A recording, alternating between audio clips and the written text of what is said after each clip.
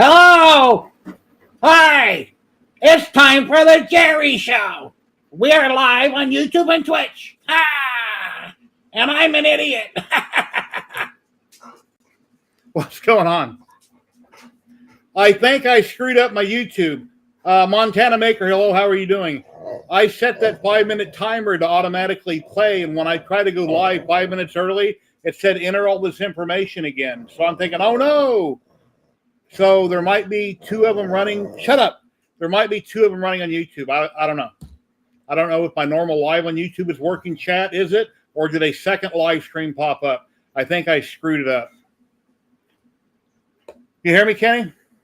Yeah. Okay. Is the YouTube chat that you pulled up, do you see Montana Maker and Chris Mink in it?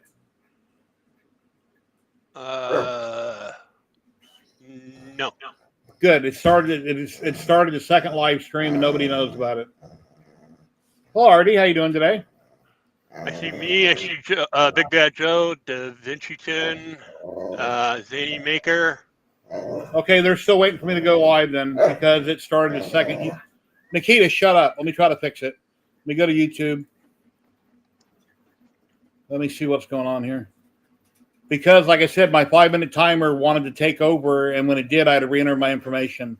So there's probably two lives running, and one of them never started yet. Content, lives. The Jerry Show, upcoming. Yeah, one of them didn't even run. So that sucks. Damn it. Yeah, the one I just started live went, and the other one isn't even running. Okay, so let me delete this other one, and people are going to get popped, wonder what's going on. Oh, man. This sucks. Yeah, I shouldn't have set up my timer like that. So people are sitting there waiting in another chat.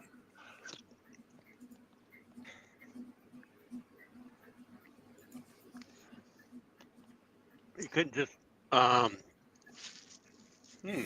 Oh, man. Everybody's on the wrong one. Well, not everybody. Let me back out, copy the link to the other one.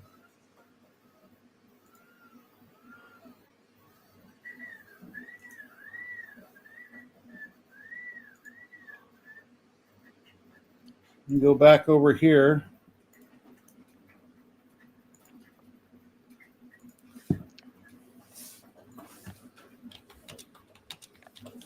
So you join this one. Yeah. Damn it.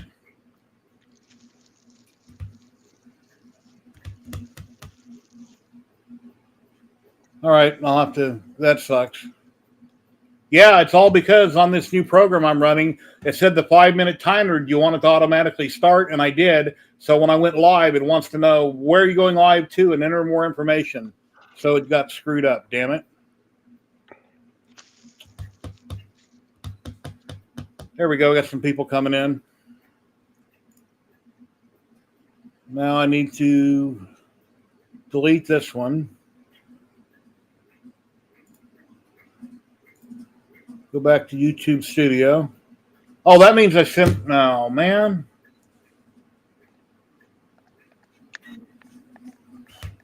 That probably means all my links are bad too.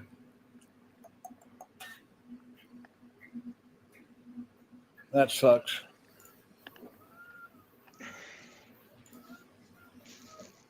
Well, Dale just joined.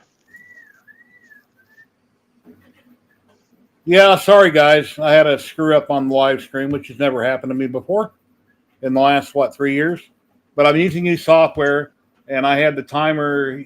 Yeah, Big Bad Joe, I can see you now.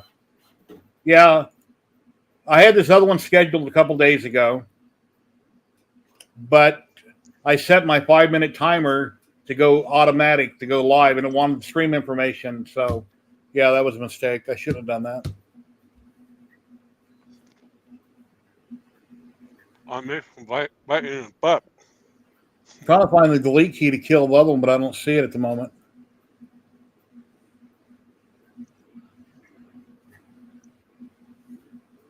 Do you have a link for the other one?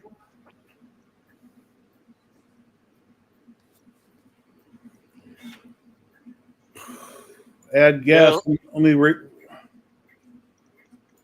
Yeah, Copy yeah, link. link when I can go in there and tell them, hey, join this one. Yeah, I just posted that. Here's a join link To the other one? to this one. And I got to go up here and edit it and stream. Damn it. I wish I hadn't done that. I really messed things up today. Dude, shit happens.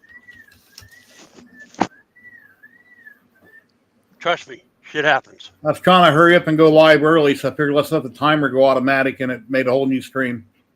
Don't do it again. That's all. Don't do it next time. Timer. And I won't be here next Saturday to remind you not to do that again. All right. You gotta be solo, man. Zach, come in early so Jerry's got somebody to talk to. Okay, Stream Elements. I put the new link in Stream Elements. Let me check Twitch. Okay, on Twitch, I'm there.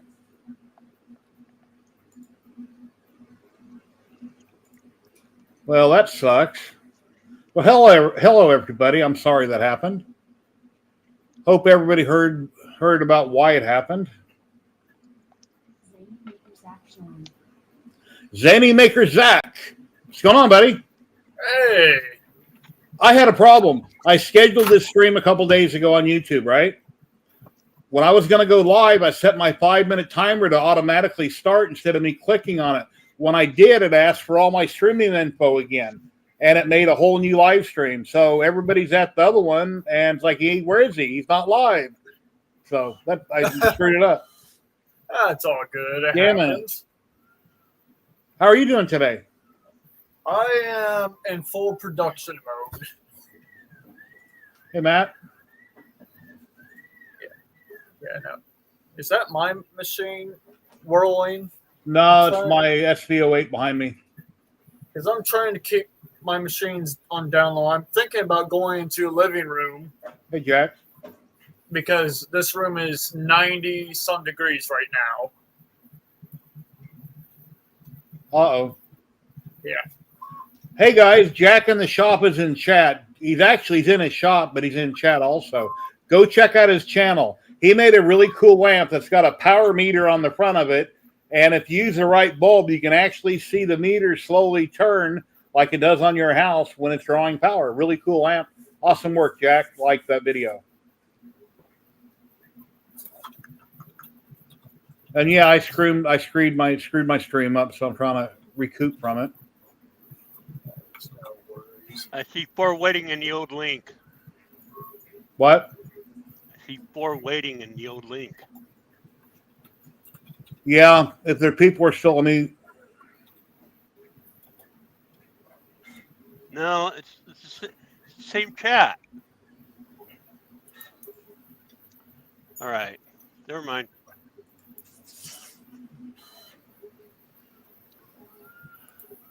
Huh, weird. Well, I mean, it shows, what did I see, 14 watching? I mean, you have an audience, so go. yeah, the other people that are sitting there and the stream hasn't started, but hopefully they'll see the comment. But I'm sorry that happened. Yeah, Joe, you're in the right place. Yeah, I screwed up my intro. I have a 5-minute timer I set to automatically start. By doing that, and I went live, I had to re-enter my information, which made another live stream. So, anyway. Kenny's saying how many times have I said that? That's why he's fingers up. And I know I'm repeating myself on purpose. Because they can hear you. They can still hear you. But my SV08, been having issues with it. I had some Layerworks filament, some really cool blue filament. I think, yeah, it's like a multicolor blue from Trevor Navarre 3D. I was printing with, and I got a clog. What? First, I was having trouble getting it to lay down on the SV08, and then it's printing in midair. I got a clog. Then another time, the nozzle was dragging on the print to the point where it took the case off the SV08, threw it across, unplugged itself, threw it over here outside of the printer, and a fail. So I had 2 fails, burned up most of the roll of filament, changed it, re-leveled the bed and let it do all this rigmarole. Put Polymaker back on it, some pan chroma, and now I'm finally getting the helmet done. And then I got Scotch tape, and I Scotch taped the magnetic case on. So now if it bumps a print, it won't throw it off. Sergio, hello, how you doing today? Yeah, the links got screwed up in the video, and yeah, anyway. Everybody's here. That other live stream is dead, never started. More headaches with the new software I'm running. And then in OBS the other day, I wanted to run it in the background so people could do the drop game on Twitch. But I have a problem there because I went to OBS to run a virtual camera and all of my sources are gone. So I don't know what in the hell happened or if I deleted something, but everything that runs all my little doodads on the screen that I put up there. And yeah, it's gone. So I'll have to rebuild it all. Jerry Cooper, what's going on? How are you doing today?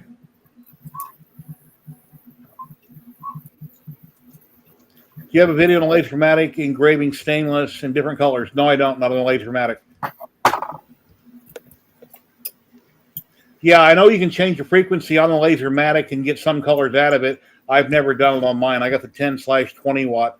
Patrick with Light Source Engraving has done that on the Lasermatic when he done the American flag and some things.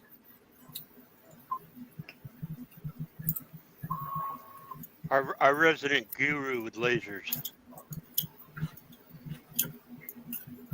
And today, as usual, we'll be giving away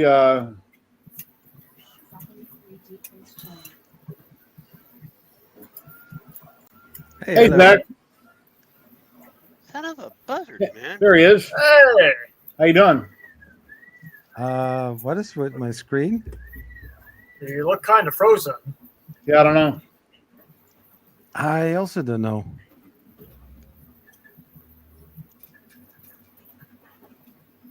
What's going on? Look, kind of like lag. A little bit. Yeah, You weren't here last week, right? no. I had a party going on till. You can hear me. No, sorry. I'm not rich. If I wish I was rich and I could do giveaway printers, but that's not me. Wait, If today was Friday the 13th, that would explain all my problems, but it's not. That was yesterday. wait. His camera, is it going to be like if you focus on him, it starts working? I'm not really sure. But can you hear me? I can hear you. Yeah. We can hear you. Yeah, no, he's still frozen. Yeah. That's weird.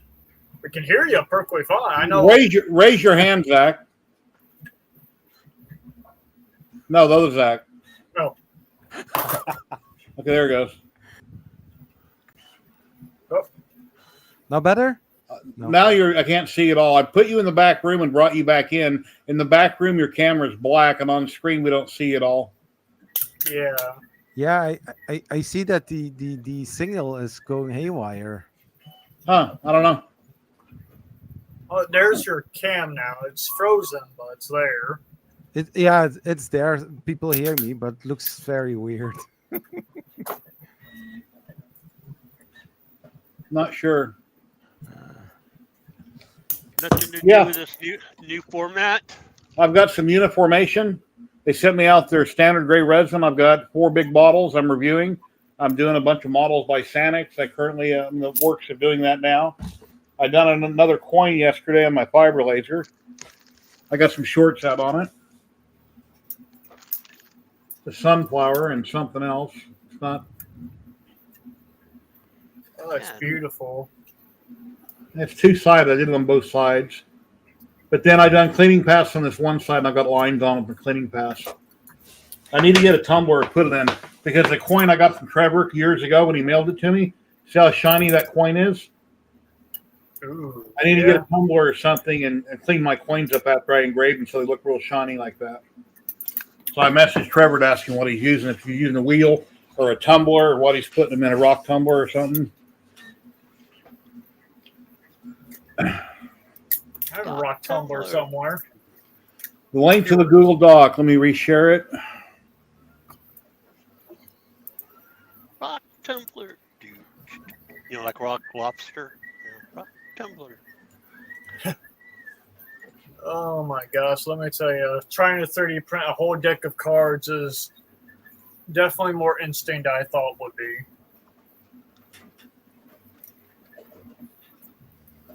Okay. What the hell? I think I go away and then come back in and see what's going to happen.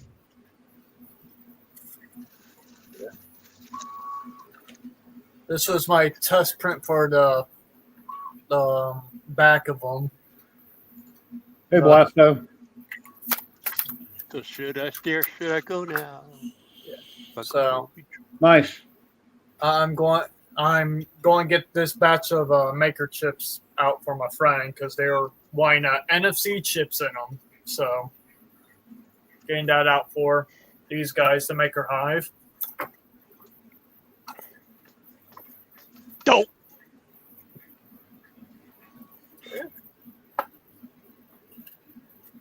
So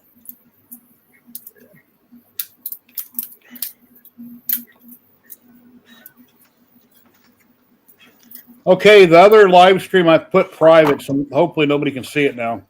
That way they don't go to the wrong one. Yeah, I'll know not to do that again, I hope. it's no worries. Hello, Jose.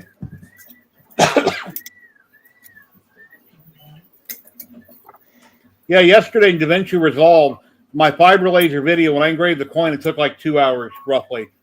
Well, I needed to make a 60-second short to put on YouTube and on TikTok. So I had to take that 2-hour video, speed it up, 30,000%? I think it was 10,000%. I think it was. It says in the video. So I could crunch it in DaVinci Resolve, and it kept locking up my computer, shutting down my computer, closing a program like 20 times. Took me forever to render it.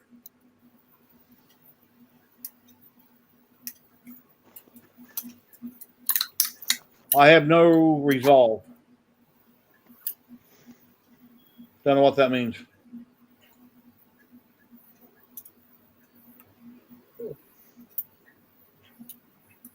Joe says if he wins the giveaway, to give it away again. Okay, thank you, Joe. It's nice. Give it away, give it away, give it away now. Guy the Jedi, hello. How you doing today? Yeah, Guy, you were streaming the other day, and I popped into your chat and said hi, and I waited for like 10 minutes, and I guess you must have been working or busy, and then I left.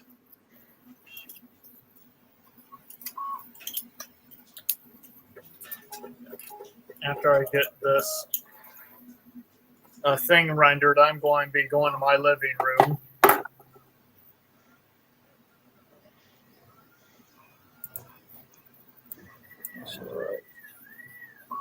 Yeah, DaVinci Resolve is a great editing program.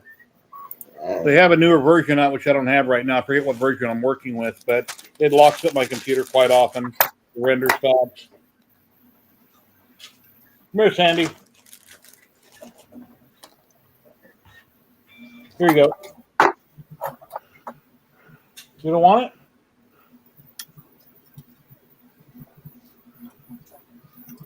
Give it away. Oh, now I got that song stuck in my head. Give it away. Here, I'll show you the model I'm currently working on.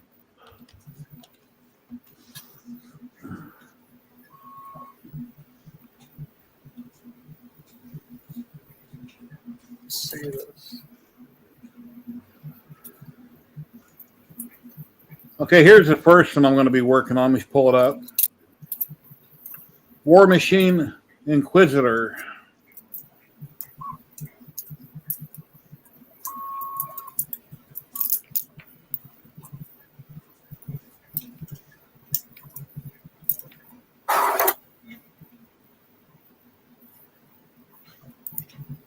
Yeah, this one right here.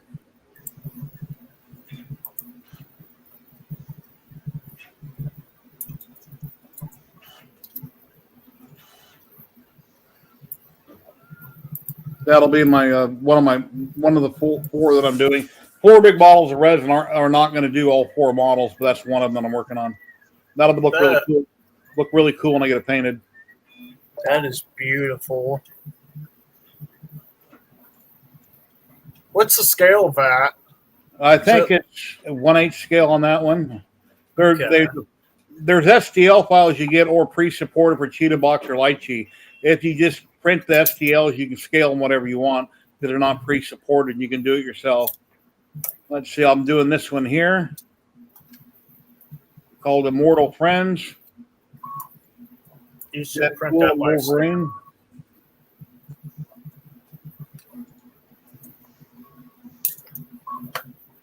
I'm on his Patreon, so I downloaded 4 different ones, but I'm not going to get through all of them. Let's see.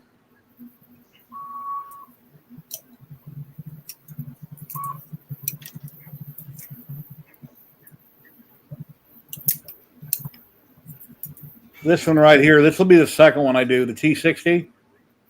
Oh, Yeah, when I get the one I'm doing now, there will be for sure these two in the video. I have to see how far the resin goes, but it's resin printed right there. man, I want to keep track of this project right here. I'm building a life-size T60 Power Armor, so I'd cool. love to see that. Yeah, I'm going to have a full cosplay of it.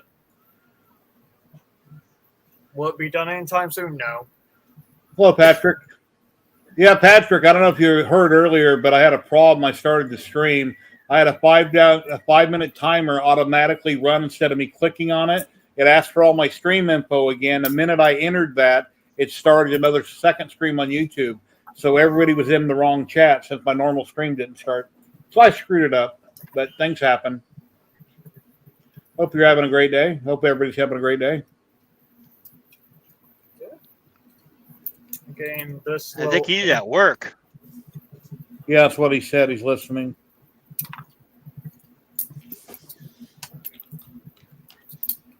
Once I get this G-Sport off, if I don't get smacked in the face by it. Listening while he's giving Grandma her sleeping pills. Share my screen again. Let's see. Oh man, the life of a pharmacist must be Okay, interesting. That's good, man. Over on Jack in the Shop's YouTube channel, got a picture here, a video we came out with yesterday, and this is really cool. Check out that light there in that picture. It's got a light shade above it, but it's a power meter. He made the base. It power runs through it, going up to the light that's up above it. That's And I'm cool. clicking on the wrong one.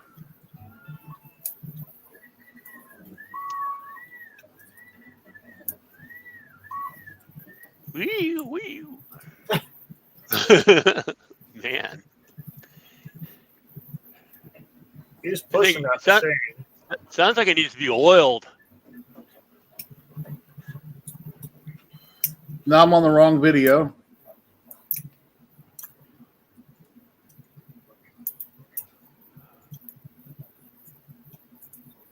Oh man, where's my strength at? Ain't that cool, guys? Check this out. That is amazing. Awesome.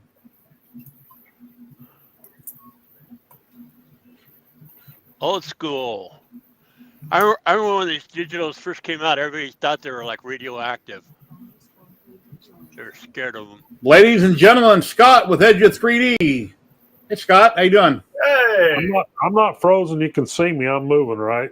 Yes, sir. All right. I just want to make sure I hadn't drank out of the same water jug as Zach. I got to figure out how to switch my audio, though. It's got me in the wrong damn place here.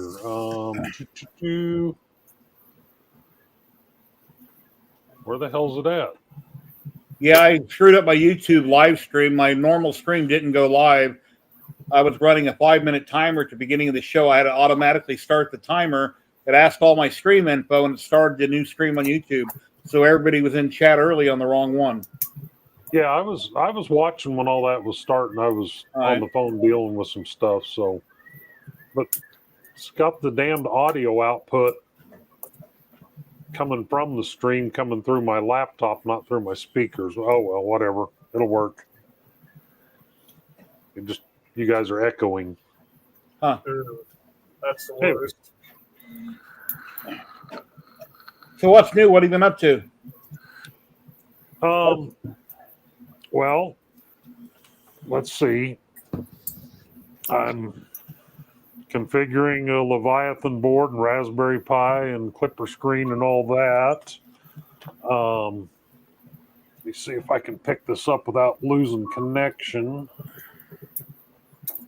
There's a 2.4 upside down on the floor that I'm putting the electronics in. Okay. Because I need another 2.4 because, let's see here, we get this camera back in the right place now. Just getting stuff ready for 3D, whatever the hell that thing's called in Maryland in 2 weeks. 3D Printopia, whatever. Yeah, Earth. That's it. 3D That's right, Printopia is a completely stupid name, but whatever they want to do. It's their choice. They wanted to get away from the rep rap branding, and it's their choice. So, but let's see. I got my new big tensile tester all done and working, and I was always told if you upload a video to YouTube and then you take it down and immediately re-upload it again, that the algorithm will lose it and you won't get any views. And I made a mistake on the video, so I had to take it down and re-upload it, and it's flatlined just like this. Nobody's watched it. Wow. They were correct on that. But I've been watching a lot of YouTube videos on the algorithm and how to fix my channel, and I'm still lost. But yeah, I don't know. yeah, that's I made a mistake on there, and I had to voice over a part on there, and I had to take it down and voice over and put it back up, and I did all that in a matter of about 10 minutes, and when I re-uploaded it's flatlined. It got 100 and some views, and it just sat there. So Wow. whatever, it is what it is. But I even heard the video the other day that the video name that you upload can even affect the algorithm, because when I make a video and edit it, I give it whatever dumb name I happen to think of because it's in the back end. But evidently that can affect your algorithm too. yes, yeah. The title of the video is huge. Well, for I your know algorithm. not the title, but what I call it when I upload it on my hard drive, which nobody Oh. sees that before I give it a Yeah. title. Yeah, I guess that can affect it too. Anyway, I wish I knew somebody that was a huge channel and they done all their own editing and they could reasonably remote into my computer, look at my YouTube and tell me what I'm doing wrong and tell me how to fix it. You But I should be getting multiple emails every day from search engine optimization people. No, No? I get a ton of spam from people saying, "Hey, I got this and I got that," or "Here's a PDF." I ain't clicking on it. It's in my spam folder, and yeah, I don't know who it came from. So I get a lot of stuff like that. Yeah, because I get people that are legitimate SEO, but you got to pay for it. So Yeah. if you want search engine optimization, you got to pay for it. But Yeah, I get lots of those. They're legit, and I get emails from them every day, and they'll go in for a fee and look over your videos and but whatnot. Anyway, I'm not paying for it, so Yeah, I don't know what the magic sauce is. Quite frankly, I don't care because it's a hobby. Yeah. If we get one view or 100,000 views, I really don't give a damn because it's a hobby for me. So, I got nothing to gain and nothing to lose, and I got nothing to prove to anybody. I'm just having fun, and when I get around to it and get a video out, that's fine.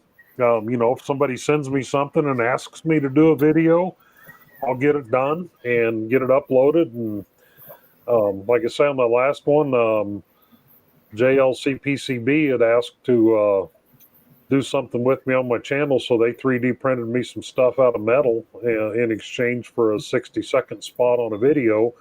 But the video flopped, so I'm going to do another video and do their 60-second spot again, and hopefully not have it flop. So at least to get some views, so they get, they get their money's worth out of it, because they started to, they started contacting me. I never contacted them, and they gave me $100 worth of metal printed parts. So, I owe them something. But anyway.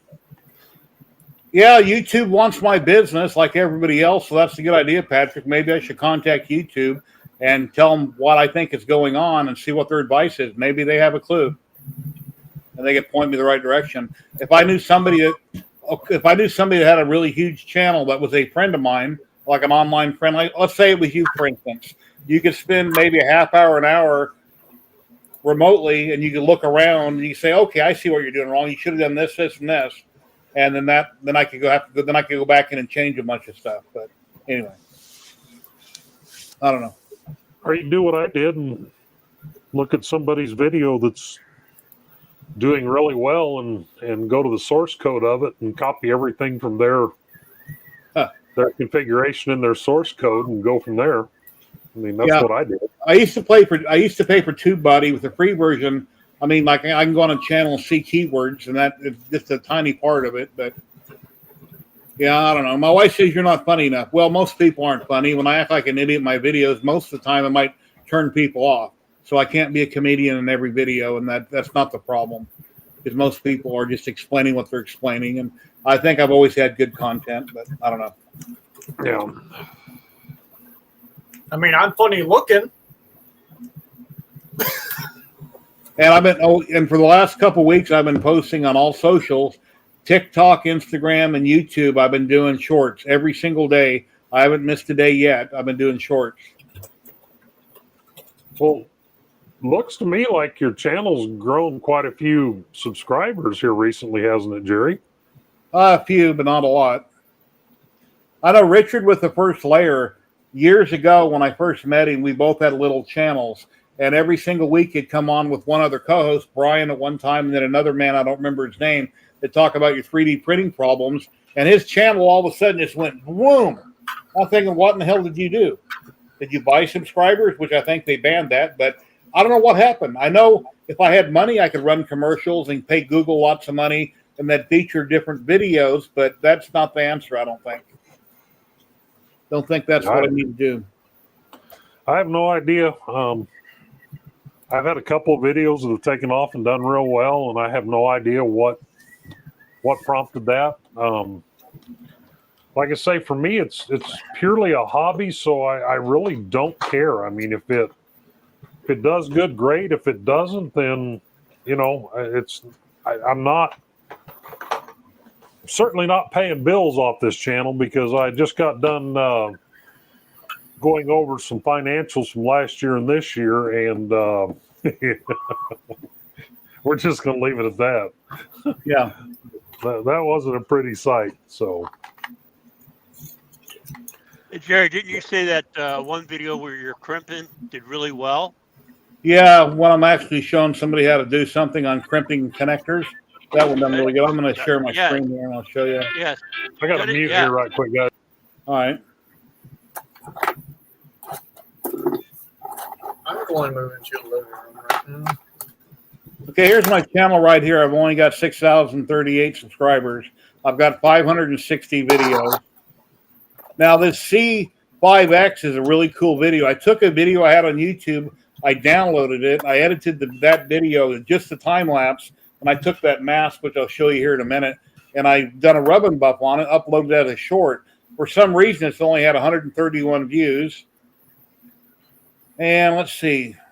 Well, let me go to my shorts for a minute. Okay, here's one yesterday, the fiber coin, 448 views. And then yesterday also, I walked around, I told you some stuff I'm working on. That's already had 1,400 views, and on a short. So every day I'm posting a short. Yeah, here it is right here, the CX5 with the rub and buff. So, and that one where I'm looking at the camera. You've been in Thailand again?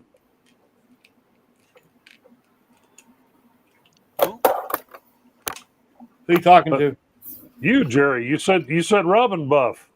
Oh, okay, okay. That's what they call those places over there in Thailand is Rub and Buffs. Rub and Buff for $5.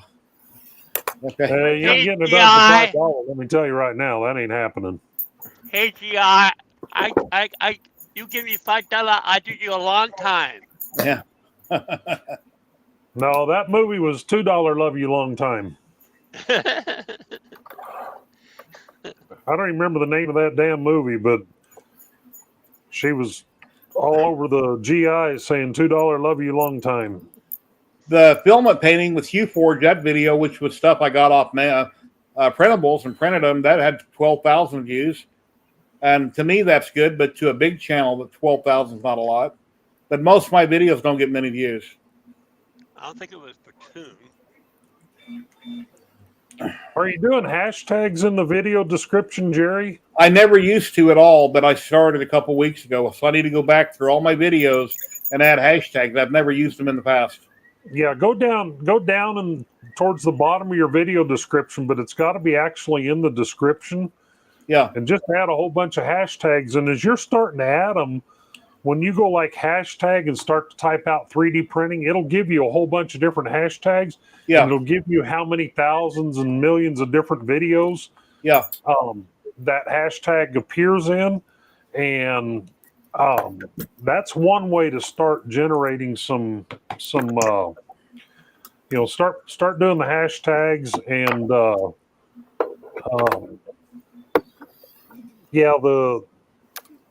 the name of the video or the title of the video, that's important, I guess. I don't know. I don't know all the secret sauce to it.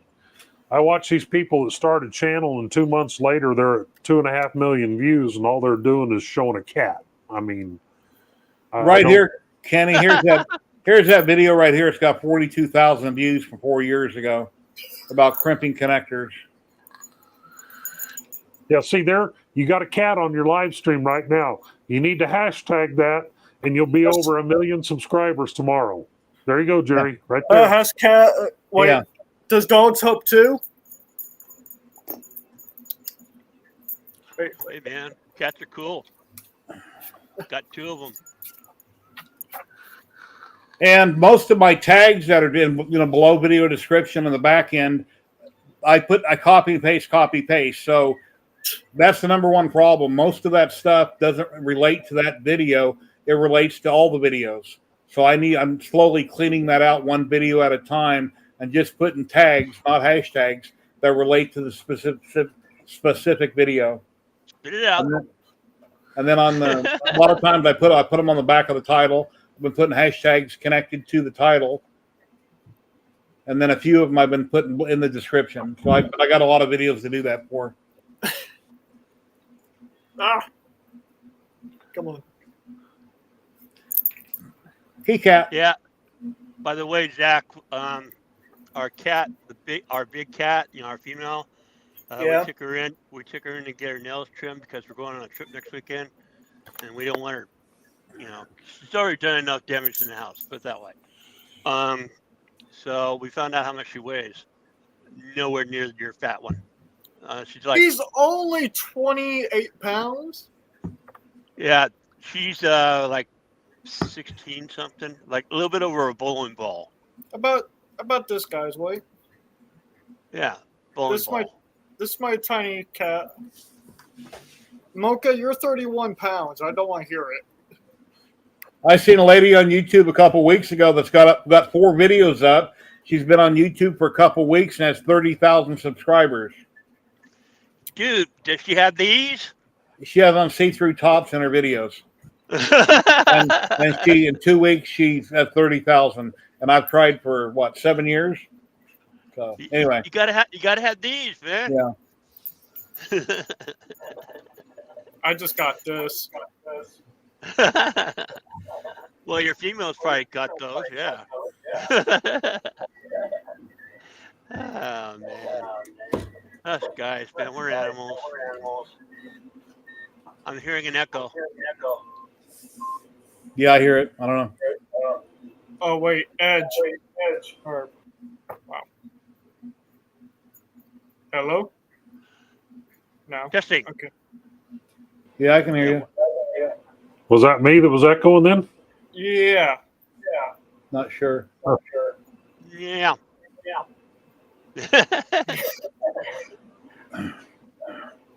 All right. Well, I don't know what to do to stop that because I can't hear you guys if I don't have the volume up in here. So Don't worry about it.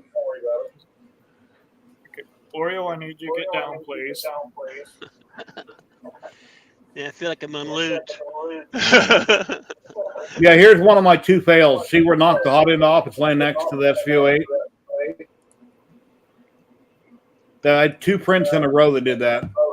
The nozzle's dragging the print, so I put some Polymaker back on it, some pan chroma, re-leveled the bed, put Scotch tape on the hot end cover, and now it's 3/4 of the way done. I'm up to the eyes right now.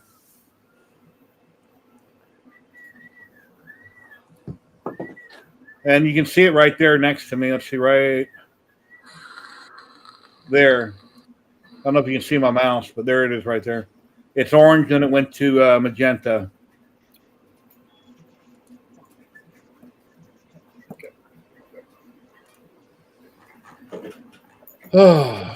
Anyway.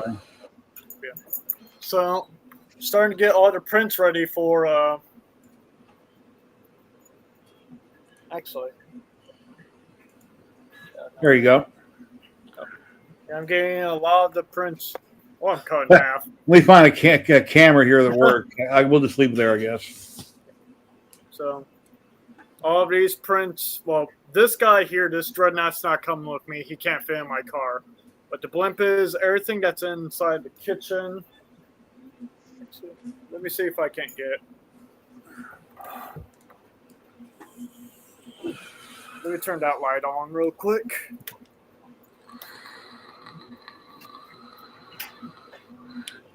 That better look? Nice.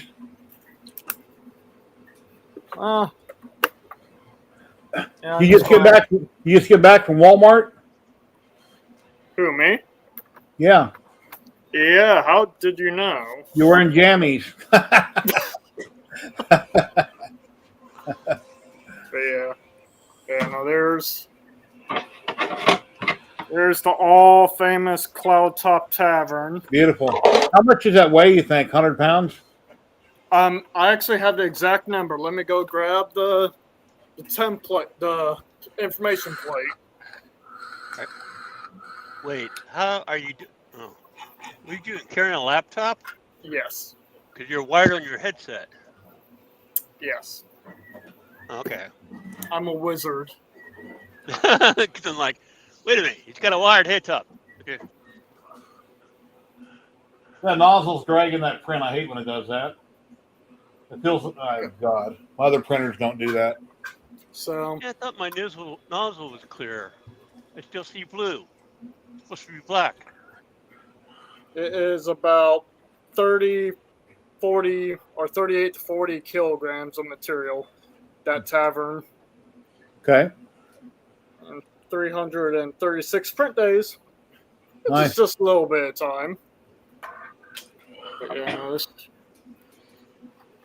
Do you have a full-time job? yes. Can I ask what you do, or is that a secret? Oh no, I'm a dental technician. I go to different Aspens, and I literally help them set up dentures, implants.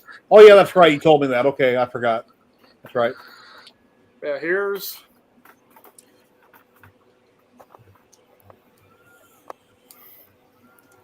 I mean, it's a little bit hard to see with the lighting here. That's beautiful. Well, no, this is- A kid's dream, you know. And once I get more, like all these doors are actually on hinges. Yeah. Oh, and also in the kitchen as well is this guy. The original Dreadnought that got me into printing big stuff. That was my first large print right there.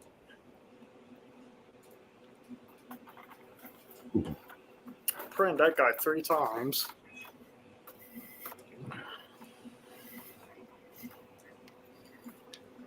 Do you offer discounts to? I do not. That would have to go through my doctor, and he's not one for discounts. Yeah. Here's. Please. If I could, I would, but it's not. I don't own the office. Just there's part of the Yeah. next dreadnought. After the first year, VA's taking care of me, so. Yeah, work is work, home is home, friends are friends. I mean, you got to keep them separate. Yeah. Yep. But like I I said, got- after the first year, that's how long I had to wait for my appointment with the VA dentist. It's next year, like January, and that was in. I think that appointment was made in June. Yeah. No, that's. That's the VA. Okay, let's get this battery hooked back up. Because I'm rendering stuff on my laptop as we are talking, because, well, gotta be constantly doing stuff. Up. Huge weight. I gotta make me a dragster one of these days. So you want to build one? That just looks so cool. I want to build one of those The dragsters are what, Scott? About 200 in parts plus the 3D printing everything. Oh, did you see the Oh, go ahead. Sorry. I'll ask him when he comes back. I'm Did you here. see- Oh, I just had to run down to the kitchen and grab a glass of water. So a dragster is about $200 in parts plus printing. I don't know. Just yeah, everything all included. If you just buy it out, buy it all outright, it's you can get it for less than $200. So, the motor and the gearbox and I think probably around 150. Big Tree Tech has reached out to me and asked me if I want to do a kit, with all the electronics and motion parts and everything like that. And I got too much other stuff going on. So, why the hell did my Stream Deck disappear?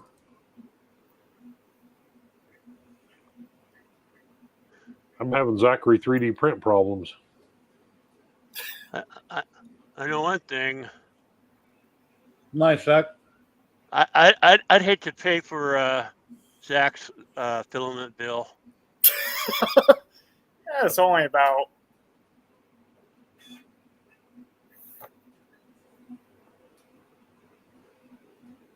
Oh gosh. Now he thinks about it. Well, if you do a lot of posting for a company, there doesn't necessarily have to be a bill, Yeah. depending on what you're But doing, he's where you're doing it. He's got a full-time job. I mean, yeah, some YouTubers also work, but if Yeah, I he's know. doing demo, he's busy. Yeah. Not as big as when I was a supervisor at a factory, but yeah, no. Like I'm trying to get. I need to start doing more of the socials like YouTube, Twitter, X, whatever you call it nowadays. All that. Well, I never used to post much on Instagram, but I'm trying to post more. And I found out when I do a TikTok on my phone and upload it, when I go to Instagram on my phone to upload, I can pick the same exact video that was made for TikTok and reshare it. All I have to do is just give it another title and tags. It's that Okay. fast. And then when I go to YouTube, I'll film something for YouTube. And let's see. I filmed for YouTube, edited them DaVinci Resolve, went to upload a short, and I couldn't pick the YouTube mainstream music like you would on your phone. I had to go re-edit my video and go to go on the back end to Audio Library and pick something and upload it. So, but by your phone, you can do almost everything using their music, and it's really fast and simple. Huh. And I just learned that a few weeks ago. So I've learned to start using my phone more than just filming video and taking pictures. Okay. Yeah, because right now I pay a lot in materials. Like, I realize that I'm paying more materials than I am any other expense. Like, More Yeah. more than your rent. I have a few months, yeah. DaVinci, I found out this morning, I didn't know earlier this week, I was going to run OBS in the back end and use a virtual camera to come into Talk Studio. And I found out that all my sources underneath one of my camera, it's gone. So the drop and everything I had built in there that you always see on the screen, somehow it's gone. I don't know if I accidentally deleted it, but I have to rebuild everything on OBS. So the drop won't work on Twitch right now because everything is deleted for it. It's screwed up. Oh, I can't wait till I get that Dreadnought actually assembled.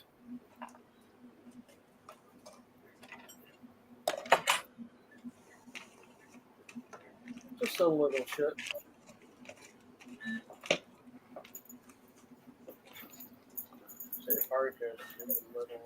And my TikTok that I've been posting on every day for the last 3 weeks, I'm almost to 1,000 followers. So when I get to 1,000, I can start streaming on TikTok. I've been on TikTok for a long time. Posted a couple things like, I don't know, 6-8 months ago. Then I've never done nothing with it. But like I've said, you've heard me say before, for the last 3 weeks, I've been posting 1 or 2 a day on TikTok, and I'm almost to 1,000 followers. I got 2181 likes and 802 followers. That ain't much, but I just started recently posting a lot. I should have started this back in 2017. Then I could have a lot on TikTok like a lot of my friends. But I have endless stuff to post daily. Because I printed and resin printed and FDM printed so many things throughout the years, I can just go grab something and do a TikTok on it, and I'll never run out of content to post. What are you gonna do when they shut TikTok down? Well. So that's like with DJI and the drones just got banned. It's just best company on the planet for drones for everybody, and supposedly they think that they're hacking everybody secretly and all that crap. So Wait, where'd you hear this? I watch YouTube a lot. Well, I watch news channels. They just supposedly a couple days ago they banned DJI in the U.S. from selling future products. Supposedly. Oh, future. I was gonna say. Yeah, I don't know. I don't think it affects anybody that already has anything. But they do make the best quality drones out there at their best prices. And if you go to a U.S.-made company that made it in the U.S., it's not even. They don't have the same type of technology, and it's way too expensive. It's like buying a Harley or buying a Japanese motorcycle. Drone out there, but they make good consumer-grade drones.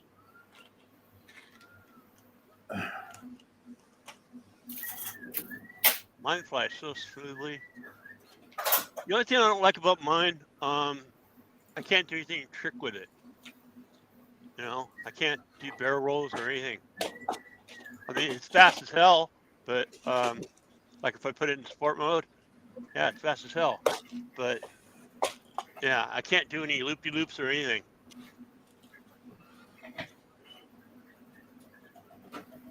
Here's what I got going on TikTok right now. Oh, that model I told you that I'm currently working on. Here's a Warhammer Chaos that I did a while back by Sanix. That's all painted up right there. You actually painted it, huh? Oh, you painted a few things. Look out. And then here's a coin video yesterday. I had trouble. DaVinci Resolve kept locking up. I think let me just play it. Nope, can't play it. Let me find a mute button. Yeah, I sped up 10,000% and it kept locking up DaVinci. But I needed to keep it under a minute. So I, took like an hour and a half to engrave it. So this video runs for under a minute. Then I just put everything on the screen telling about it.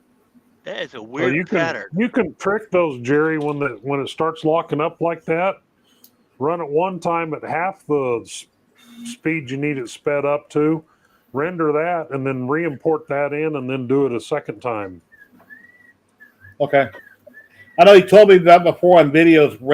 Do my render separately from the rest of the content, but since the whole content was a render, I figured it'd run through it. So when I rendered it, I kicked it down to like 50%, 75%, and I eventually got it done.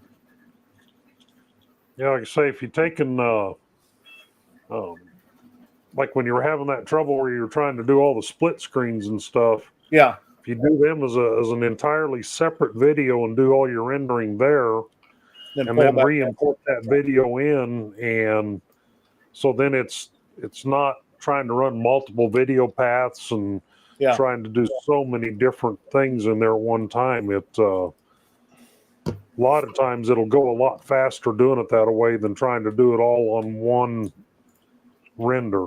Take care, guy, if you're still here.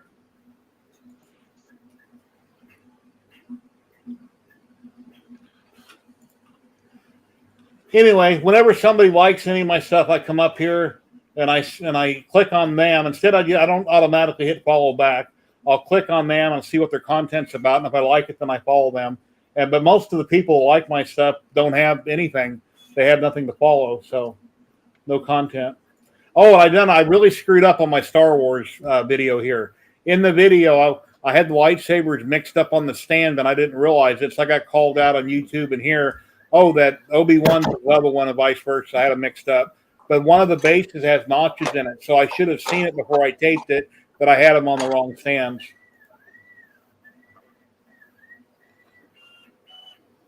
Yeah, that's not Obi-Wan's. That's Anakin's right there.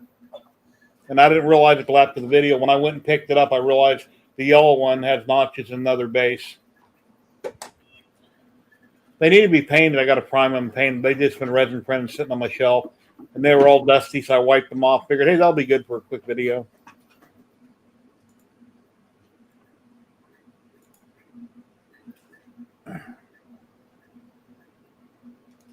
Yeah, mesmerizing. When I done one last week on the coin, you could see the light beams coming down like from the heavens, and the beam was really cool. But I had the camera back a little further, so I'll have to play with that the next time I do a coin. I just jump around from hobby to hobby 7 days a week, and I don't get much sleep, so I'm up throughout the night checking prints. So this is my full-time thing. Being retired is all this content. So if I can make YouTube take off, then it'll actually help me out financially. I put in the work. I got the stuff. I just got to figure out how to do the back end right. And hopefully it'll fix prior videos.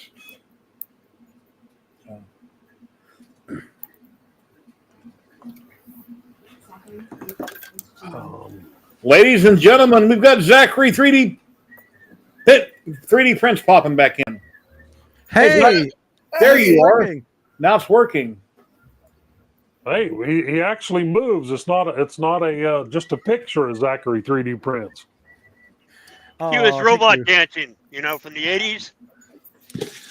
I also did check my phone, and on my phone it was doing normal, so it isn't my internet connection. So I restarted the computer. It had also need to do an update, and now it's working.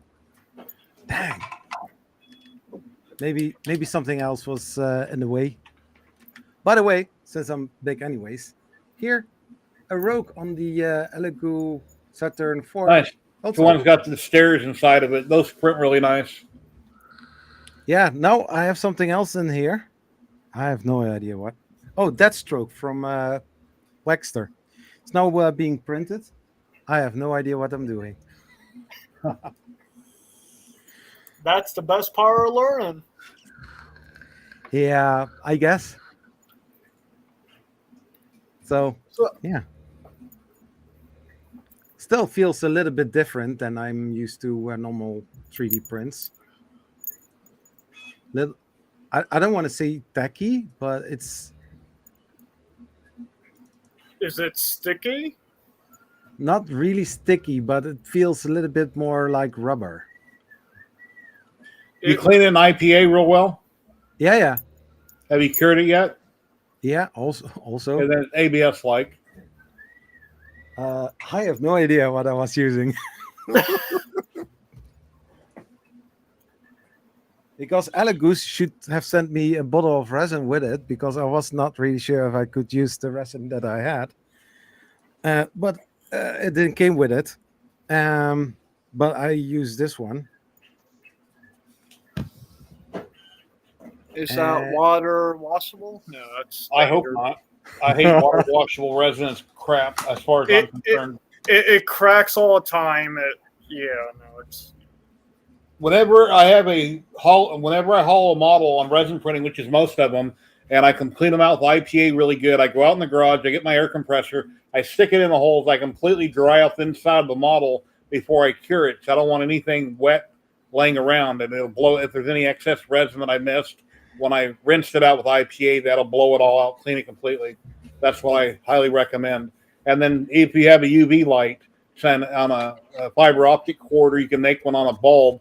Sometimes if you make the hole 5 millimeters or bigger, you can stick it up inside the model to help cure the inside of it also. Yeah, I don't see here standing that it's water washable, so I'm assuming that it is normal, regular. Yeah, it's resin. not. It would be listed all over it if it was. I'm sure glad that when Uniformation just sent me out these 1, 2, 3, 4 bottles. Did I get 4? Yeah, 4 bottles. It wasn't water washable. I don't like water washable. Yeah, I have a says standard photopolymer resin. okay. So. Yeah, the But shake is really good. Wear gloves. Yeah, I did, but I saw here also a date of 2023 December. Shelf life is typically a year because they have to put it on the bottles, but I doubt that they go bad in a year because I know people that have had resin around for a long time. They shake it up and keep going. I hear a little Taylor Swift reference. Shake it up. Shake it up. My resin of the choice when I buy it, I always buy Sunlu resin off Amazon. Occasionally I get to review resin, but I don't usually hit up companies about reviewing resin. No? Why? I just don't take the time to message them. Well, it's like Uniformation asked me if I want to review their resin. I'm like, sure, send me 4 or 5 big bottles and I'll do a video for you, or I'll do social content. I didn't say word video, I said social content. Because now that I'm posting shorts everywhere, I can do a regular video, then I can do a bunch of shorts on it. Yeah, kind of makes bounce sense. around everywhere. So anyway, yeah, I'm sure happy I started using my phone to do shorts. A lot of people for a long time been bugging me, do shorts. And I told Jamie, for instance, I said, well, I don't have anything that I can film. I haven't done anything. And then I said, wait a minute, you dummy. I've been printing since 2017. I've got stuff in the other room in boxes I can film. I can pick up anything that I've done at any given time and do a short on it. And then TikTok, I've been downloading content from my YouTube, and I'll cut it, even though it's turned the wrong direction. I flip the screen in DaVinci, and I'll put part of that in a short with the actual item, like if it's resin lapsing or something. It's just Yeah. I got endless stuff to make content on when it comes to shorts. You have so many stuff behind you. Yeah. I got it in other rooms. I got stuff you can't see behind me on the shelves stacked up, and plus all the current stuff I'm doing. And then yesterday, the TikTok I did yesterday and the YouTube shorts that got a lot of views for me is when I just walked around and said, here's what I'm doing at 3D HP right now. And I talked all excited to hype people up, and I'm doing this, and this. And that people like seeing stuff like that. What are you working on? What's behind the scenes? What camera gear do you use? People love learning from other people to get ideas for things they might want to do. But I think also that if you would make every single day a YouTube short or a TikTok short, I think you can probably fill at least a full year every day posting shorts with all the stuff that you have. I'm wondering if I post enough shorts at some point, will the YouTube algorithm start sharing out my content more? They say, do more shorts. Okay, I am. We'll see where it goes. I don't know. Yeah, they also said it to me, and today I posted one. I think, what was it? Average every month, I usually make around $160, $160 to $200, because sometimes I get donations on these live streams. Let's just say my average is $200 a month is what I roughly bring in on YouTube, and that comes in on the 21st of every month. By the 21st of every month, based on my retirement, it's usually gone. So when that money comes in, I need it to pay bills for the rest of the month. So every little penny counts. And people probably think, well, you live in Las Vegas. You got all this stuff in this house. Yeah, but I'm broke. My money comes in and boom, it's gone that quick. So, Yeah. You know. Well, when you get paid, go down to your local casino. No, I don't put it all gamble. and put it all in black. My son is lucky on gambling with video poker. I've never been, I don't gamble much. I might spend $10 every year, if that. Let me share Zach here. And how serious do you think I was? I don't gamble So- at all. Here's a print that actually failed. Well, this side looks really nice. Well, Uh-oh. You can glue it. I can, but I just found it hilarious. When I should have took a picture of this, but when I was in the Bamboo Lab, my X one, when it failed. It took this and brought it with the nozzle. So this was just hanging off the nozzle while this was on the bed. That's awesome, Tom. Kind of reminds me of those little Rudolph reindeer that used to poop candy out. Remember those things? You Oh, squeeze them and yeah? poop. What was it? Hershey Kisses they were pooping? No, it's just little like sugar drops. You know, something sweet. Actually, Jerry, you may know something about this. So with resin, the IPA, do you have an efficient way of just like cleaning out the used IPA? Because the method I'm using is You're supposed to just dump it on a big tray, set it out in the sun, let it harden up, and then dispose of it in the garbage, technically. You should not ever, ever, ever pour resin down your sink and rinse it down the sink. But people do pour bleach, Clorox, other cleaning agents in your toilet, down the shower, which are very harsh chemicals.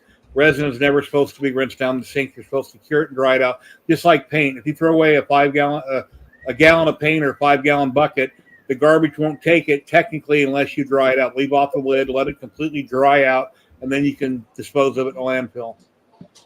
So, but like recycling the IPA, like so I can.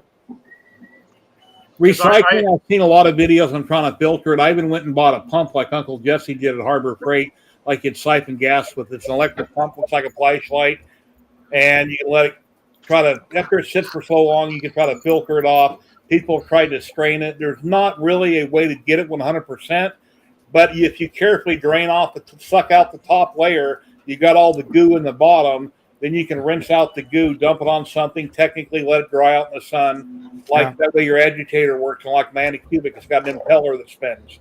And it gets all kinds of goo in the bottom. My current IPA looks dark brown. I need to get rid of it. And then I have a 5-gallon can of some other stuff I bought. Yeah, that's what mine looks like right now. Yep. Yeah. Well, I have about 10 gallons of this stuff that I don't want to throw out. Hey, Zach has some too. You know how it was looking like yesterday afternoon. It was all white, and the stuff was down on the bottom. Oh yeah, let me get my big container. Oh, now we are showing off the containers. Let's go. Mine's bigger than yours.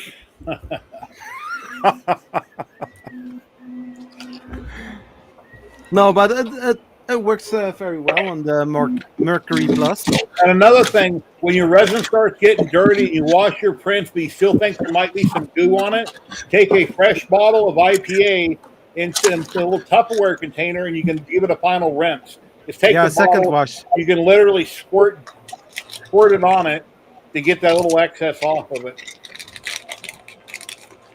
And I have a, what do you call it? They vibrate, what are those things called? a sonic cleaner. I've got a steel sonic cleaner that vibrates. I buy it at Lowe's. It's like Simple Green. I can't think of what it's called. There's other cleaning stuff. Mean Green. Mean Green. I'll put that in it.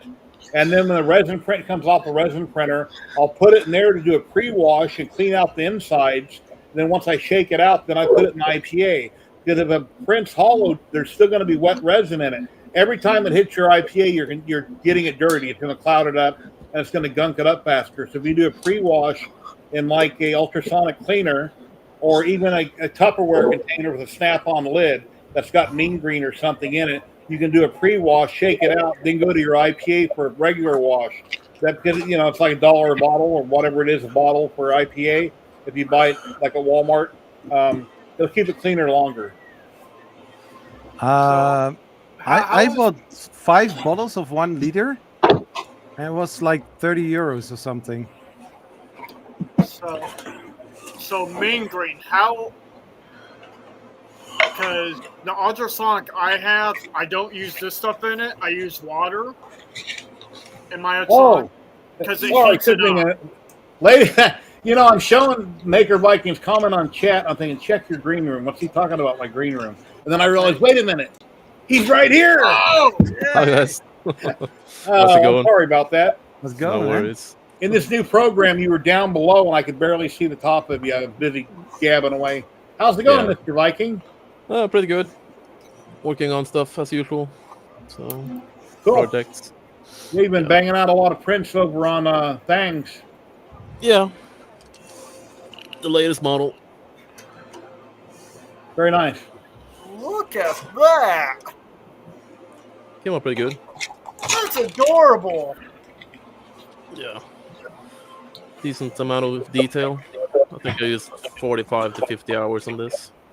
Huh? So Nice. yeah. I'm happy with it. Of course, I can always get better. Yeah, your Hey. pumpkin, as you've seen, I shared. I made a short for it everywhere and shared Yeah. it everywhere. That was So, awesome. Thank you. Hopefully it helped out. Yeah, it did. Oh, You Yeah. spray wash Ethan's dad. Hello, Marcus. You spray wash the IPA before you submerge. That's good. And like I say, to clean out the inside, I always put them in something. Well, actually, lately I haven't. Today I didn't. I just put them in my dirty IPA, and I rinsed them really good. And then when I get done with it, I'll take a fresh bottle, I'll hold it up over the other IPA, and I'll just kind of rinse them off a little bit to get extra junk off of them.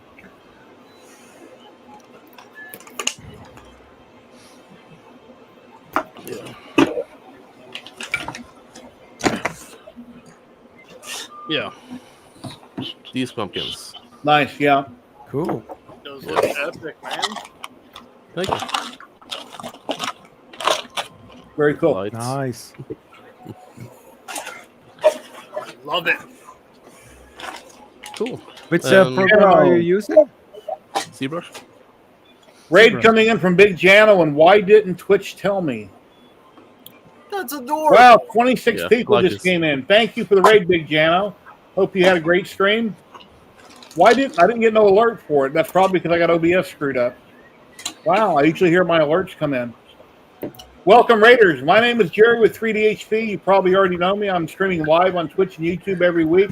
I post on all socials, and we have awesome makers on and content creators every week.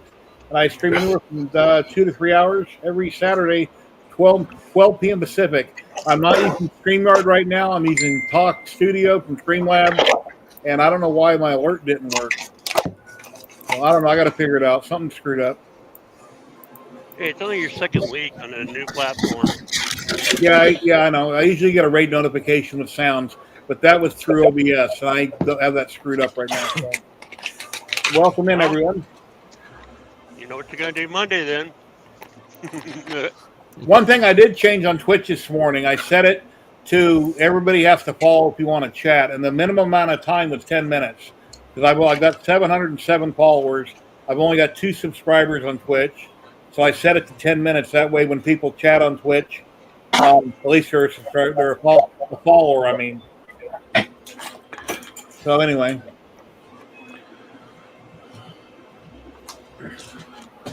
And Scott has been busy pumping out the videos every week, testing his Polymaker doing stretching. Oh, that one film that's like taffy, that was really cool. It kept stretching and stretching, didn't want to break. Hold on. Nice. Yeah, he's got some interesting film that he's going to show you here. He tried to do a pull test on it. It didn't want to break. It just kept stretching. Well, Thanks, crap, Rick. Jerry, I already threw it out. So Thank you for the follow. I appreciate it. yeah, I already threw that out. But yeah, that was the PA12 carbon fiber that wouldn't break. It just kept stretching and stretching, and that machine doesn't run real fast. Yeah. So I went down to the other end of the house, made a pot of coffee, came back. It was still stretching. And I'm like, all right, after long enough, I'm like, enough's enough. I just cut it off but what was surprising on that is the amount of strength that it held, because it began to yield at around 150 kilograms, but that entire time that it was stretching, it still had about 100 kilograms of load on it. So you would think that the further it stretched, the less amount of load it would be holding, but it stayed 115. I think it dropped down. The lowest I seen it drop down to was like 105 kilograms, and that was stretching it, probably 25% longer than its original length. Now the PPS carbon fiber, it didn't yield at all. It flat just snaps and all the rest of them, they start to yield a little bit. You'll see them peak out on the meter, and then they'll start to drop back off, and then they'll eventually break. Or in the case of like one of the PLAs, it tore, but that PA12 carbon fiber, it just kept stretching, but it held over 100 kilograms of force that entire time it was stretching. So the longer it got, it was still holding the same amount of force. So it was weird. I'm going to do a whole bunch more, but I got to get crap done for 3D Earthtopia Print Fest thing coming up. Am I going to see you as well? Well, Scott? if you open your eyes, I'll be there. I've got a big booth there. Cool.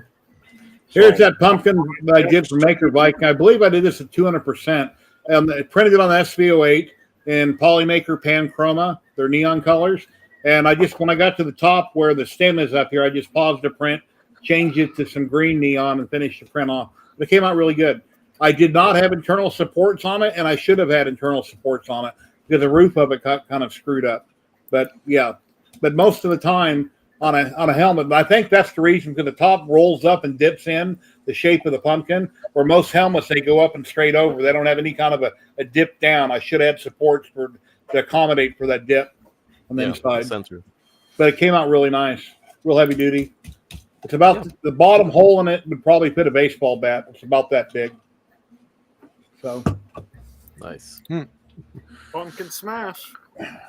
a lot of things that I do, I forget. I just turned 60. I'm getting forgetful, sadly enough, or I don't know if I've always been this way or not. But it's like when I post a video, I try to pre-watch everything before I post it. Then when I post, like, oh, I should have done this, or I should have done that, or I forgot this. It happens daily. So Yeah, I watched the video in the editor. Then after it is rendered, I'm watching it as a normal video. And then after I post it on YouTube, before publishing, of course, also check it then there as well. a lot of people I've read in some people talking about YouTube and uploading, they say upload is private only. That way, once it's done, it's 100%. You got everything in. You're completely happy. Watch it. Make sure everything's in descriptions right, and then then make it public. Where when I upload, it goes, well, anyway. I don't pre-watch it first once I've uploaded it. No, for me, it is a must to check it firmly in before it's going to be published. I check it on my hard drive once it's rendered before I upload it, but it depends how you're uploading. Yeah, I upload it first to my computer and then to YouTube. Yeah. I know in DaVinci it's got an option to upload straight to YouTube, and I've never done it that way. I also never did it, but I also want to check the audio levels on YouTube if they are almost spot on, like the minus 14 loves. Do you use DaVinci Resolve to edit? Yeah. Does it lock up your computer on every single video you do constantly? Wow. Never. Okay. I switched over from the MacBook where it was really getting slow, and on my computer it's handling pretty well. It's real choppy when I got it in the edit tab. Everything is really choppy when I'm watching it. And I got let's see, what is it? I got 64 gigs of RAM. I got a GeForce 1080 Ti card from 2017. I got a Ryzen 7 1800X. And it's probably because of that board and chip that I have trouble. And I've watched videos about DaVinci Resolve. And depending on what you do in DaVinci Resolve, you can make 20 different computers that do different things. It depends what you use DaVinci for based on what type of computer you should build. But there is no one computer that'll handle everything a DaVinci does, perfectly. It depends what you're doing. So yeah, if I'm going to use the Fusion tab and do fancy stuff there with some renders, all different kind of stuff, then it's going to be a little bit harder on the computer. But basically, what I do for the timeline, I don't do that on this one, but I used to do the half resolution playback, so that you still see everything, but it's not the maximum performance. And then when I go to render, I usually got to kick that down to 50 or 75%. Yeah, render the video. You have half resolution and quarter resolution. Where at? When you're editing? If you are on the timeline, if you click on it, you see render, and then you can choose 2 or 3 options. Okay. I think I've seen that before. I've watched a video on it. So while you're editing, it's lower resolution, but when it renders, it'll be what you want it to be. It'll be normal. Yeah. But for you, as for the editing, you can still see what is going to happen, and faster playback. All right. Yeah, I used to buy Vegas Movie Studio for years, and then I don't know, 3 or 4 years ago, Tripod turned me on to DaVinci. I use the free version. I never got the paid version, and I've loved it ever since. I used to drag and drop things on the timeline, and Yeah, they have a lot of new updates that makes it even more nicer to use. But I'm really thinking about it to actually buy next year the studio version. Mm-hmm. Yeah, I think it's like almost $300 or something, right? Yeah, but that's lifetime. Yeah, lifetime. Yeah, there's so much you can do in DaVinci. I mean, you can have 2 people. You can be talking to yourself. I don't know how to do that. I've seen videos on it, but you can have 2 Zachs. Somebody could walk up behind Zach right now, and he can be talking to himself. DaVinci Resolve. You can't. Okay, Zach, I'll be right back. Zany, what's the matter? Jerry, Oh no! stop the BS. We know you talk to yourself all day long. Yeah, I talk to my dogs all day long. Does that count? I talk to mine all day long too, but they ignore me. All right, Derek, let me check it. I mean, I talk to me, myself, and I because, used to be a voice actor in college, so I was talking different voices. Derek, I don't have any message from you on Facebook. I have no messages. No new messages. They say from You Plutus don't got also. mail. You got mail. No, you don't got mail. Because you don't have any friends. I think Kenny froze. Thank you for joining CompuServe. Yeah, Kenny. Oh, CompuServe.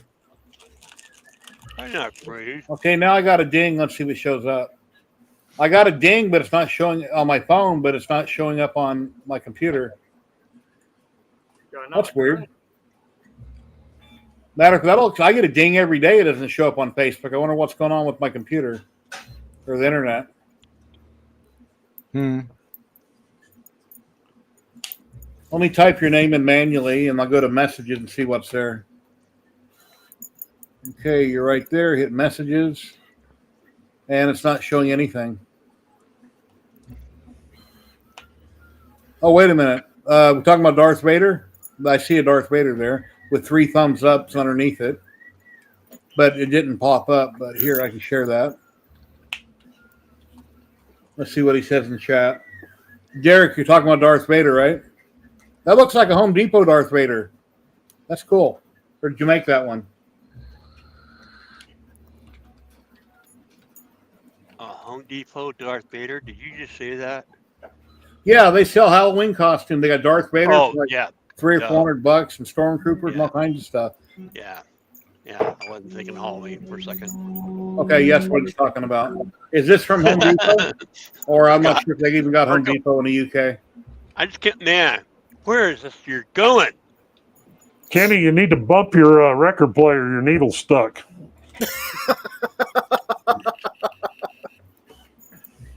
Kenny, you still there? Reach Yeah. up there and give that record player a little tap. You know, just a little tap, tap. See if you can get it to go again. Oh, no, Derek says he made this one. Okay, Derek made this Darth Vader. Okay, that's cool. Nice. That is epic. Nice. The force is strong. With I am your father, Luke. So I do have something that Nice. I'll share here a little bit. Zach, is this yours in the back room? I'm just now seeing it. Yeah. I'll let wow, I'm having I'll a have brain fart. these on a couple of printers at 3D Printopia. They're still prototypes. Don't ask about pricing. I don't know anything about that. Don't ask where you can get them because I'm not going to share that. But part of my NDA, I can at least show it and talk about what it is and what it does. I have one over there on that boron printing, but it's a inline filament dryer.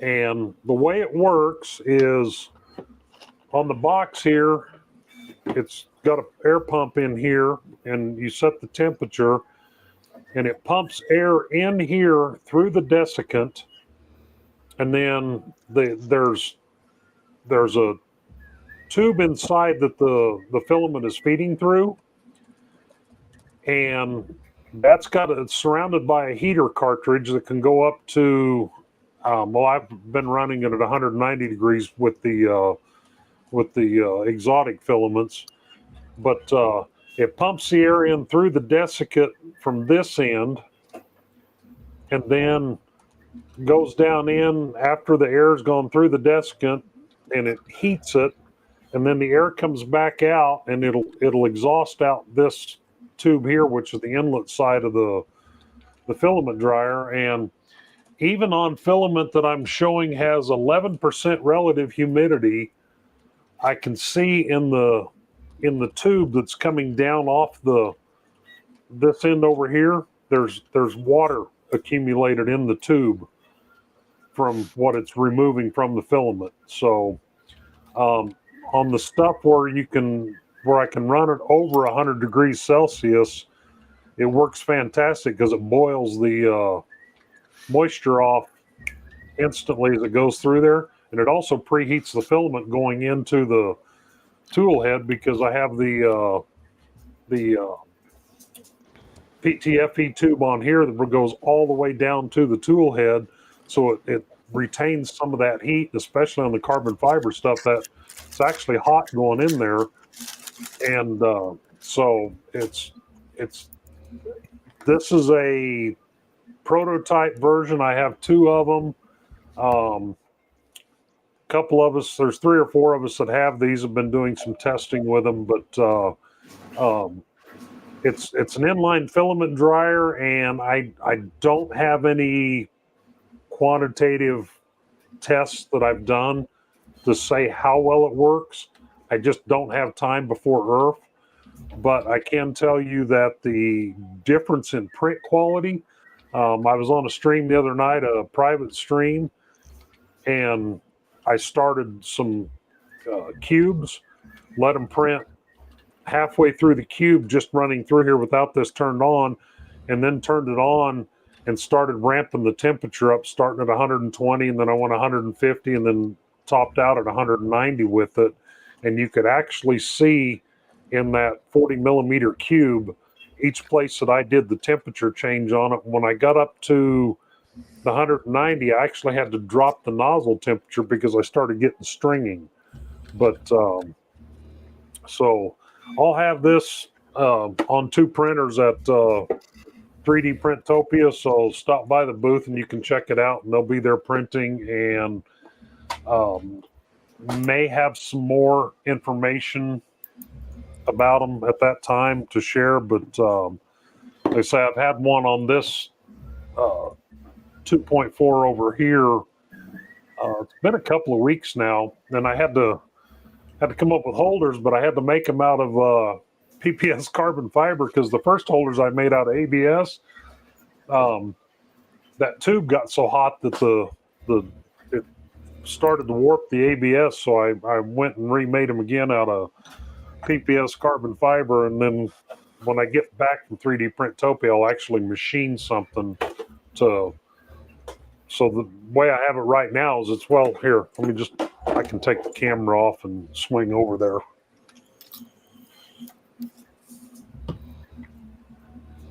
We flip this around. But you can see right there how it's mounted. Mhm. And it feeds in right there and then feeds out and goes all the way to the tool head. But when I'm running it, even on dry filament, right here in this bend in the tube, you'll actually see moisture collect in there. Nice. So, and that's with filament that's showing, well, what's in there right now is showing 11%. But even when it's down below 10%, it'll still push moisture out of that filament into that tube. So, it's not a final version yet, and I'm going to play around with taking the guts out of one of these boxes and actually putting it in the electronics bay of a Voron and controlling, because right now it's just a manual switch to flip it on and off. So I can't start a 6-hour print and then go to bed, because the heater just keeps running even after the print stops. So, add some functionality. We're using a macro and clipper and probably a solid state relay to turn it on and off, and then maybe eventually be able to actually within clipper be able to set the temperatures that you want it to dry at and such as that. But it's really cool. I met the gentleman at when I was at Open Sauce and seen the first version of it, and he was there talking to Stefan and I and 3D Print General from Polymaker and Nick, and like I say, he sent me out a couple of these of his latest version to try out, and I want to do some tests where I print a known amount of filament without running the dryer, and weigh that on a gram scale, and then run the dryer and weigh it on a gram scale, and see how much moisture it is actually removing. But if for nothing else, just preheating the filament going into it has made a huge difference in the quality of the prints coming out of the hot end. You just have to be real careful, because it'll get hot enough that it'll melt PLA, or ABS inside of it. I wouldn't run PLA through it. Yeah. It'd be a waste of time. But even ABS, you got to crank the temperature down on it, or all of a sudden it'll just pull it in two inside the tube, and then you got to go in there and try to clean it out because it melts it inside there. So I've already done that twice, but because I didn't pay attention, I just reached up there and hit the switch and forgot that I'd just been running a PET carbon fiber, where I'd been running it at like 175 degrees Celsius, and stuck ABS in there.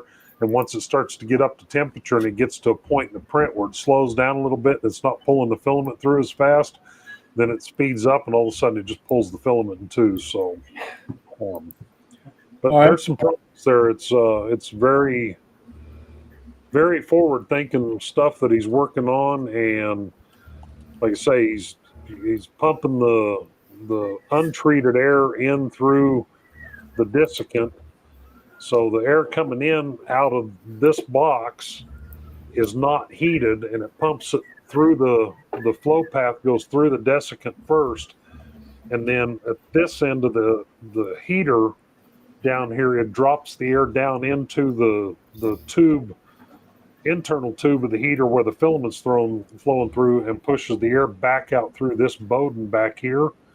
So it dries the air and then heats it as it's drying it, and then pushes the air back out through the heated chamber that the filament's running through. So if for nothing else, being able to see the moisture collecting in that Bowden tube, it is taking moisture out of filament. How much? I've got to do tests to figure that out. I just don't have time before Perf, 3D, whatever that's called. Zany, Utopia. share your picture here. Yep. So this is actually something I'm working on for 3D Earthtopia. So, a bunch of cards, nothing. The ones I showed earlier as backs of them. But I'm also making all the face cards, actual graphics.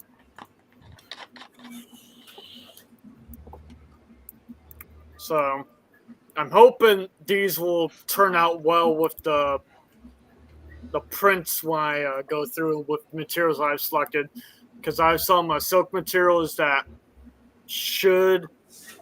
they have a high 2D rate.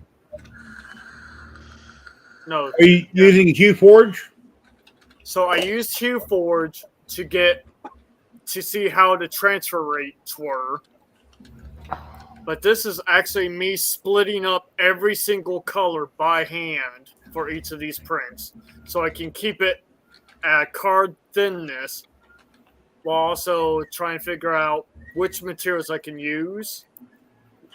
Of course, this is going to take forever to slice. I just go back to here. But yeah. So you can see how I vectorized everything. And I've done this for every single, 52 cards in a deck? Yeah. Yeah. Last time I checked. Yeah. So I did this for every single face card has their own individual. It's based off a card deck that I actually own. That's nice. So actually done? Yeah. Nice. Yeah, get rid of the seams. You just see how, and all this should be relatively flat. So hopefully I have a fully working deck of cards, with all my poker chips I made. If anyone wants to play some Texas Hold'em. What Very about cool. Old Maid? Fish. Or right. War? You know how to play Yeah. War? War. Yes. Hey, how about 52 pickup? You ever played that one at least once? I played Jerry? that multiple times. Yep. Ooh, what's that? So this is the PPS carbon fiber filament. When it comes off the roll, it stays coiled. It's very brittle. This has been fed through the heater all the way to the hot end. And you see how it takes that coil out of it? And it's a nice non-coiled piece. So that's, like I say, even if it's not removing much moisture, which, being able to see moisture in there tells me it is, but just that right there, preheating that and taking the spring out of it, coming out of the, because you can heat it in these dryer boxes, but it's heated in a coil, so it's going to come out of there in a coil. Yeah. And you see when it comes out of there, it just coils up. But right here's where it was feeding into the heater at. Right here's where it started into the heater, and you can see that it's not got any coil to it anymore. So And it's also less brittle at this point. I can get a lot more bend out of it after it's been through that before it breaks, where down here where it's coiled, you don't get much bend and it just snaps. Hey, Red So- Light. I gotta run, but I might be back if you're streaming for a while, Jerry. All right. Well, thank you for stopping by, Thomas. I appreciate it. Keep up the great work. Thank you. See you, Maker Viking. Later Have a on. great one. Thank you. Bye-bye. Bye. Yeah, I was just thinking when I done that Hugh Forge video a couple years ago, got like 14,000 views on YouTube, and all I did is like basically explain what I knew about the program at that time, and all the prints I showed were ones I downloaded and printed off printables. I don't have a TikTok for that. I can go in my bedroom, pull them all off the wall, and I can make a TikTok later about it. Just talking about it and where you can go buy them at and where the program comes from, and that'd make a good TikTok. I was afraid you were going to say you can go in your bedroom and make an OnlyFans video, Jerry. Yeah, if I was younger and good looking and my wife was younger, I would probably do that. Really. But yeah, no, the Hue Forge, I love it because I used it to see how the light transfer rate. And I did so many tests, so I got these. Find out which materials do good, which materials don't. Hey, Matt German, how you doing? Hey, there's Matt German. And you could have came back, Scott, and said, "Well, you're heavy set, so what? There's only fans for fat people too." No, I won't go there. No.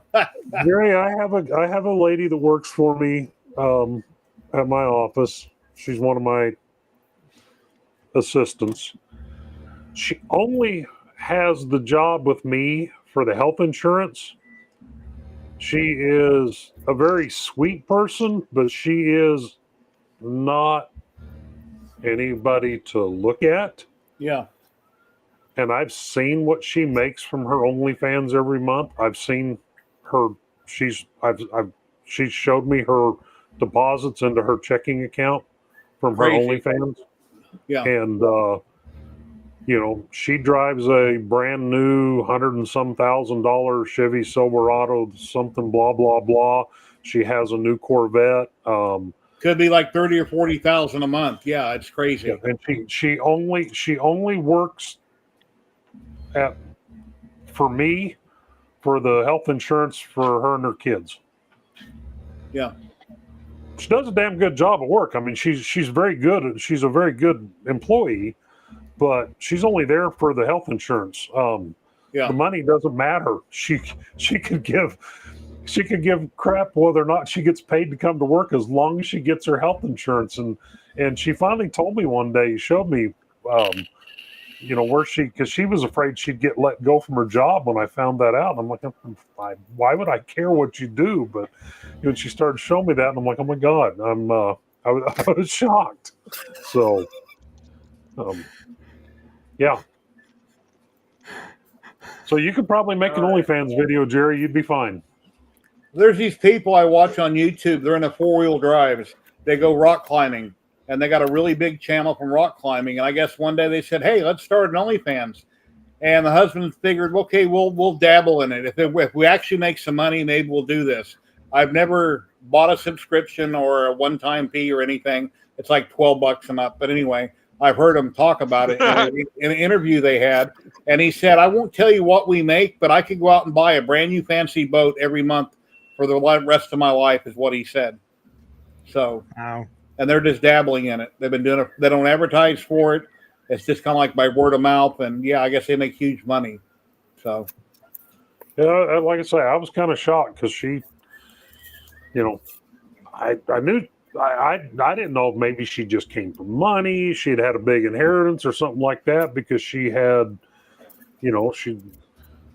when she first came to work there, she had a fairly new big Suburban, and then a couple months later, she shows up in this brand new Silverado diesel, jacked up, and it had 30-day tag on it, brand new from the dealership.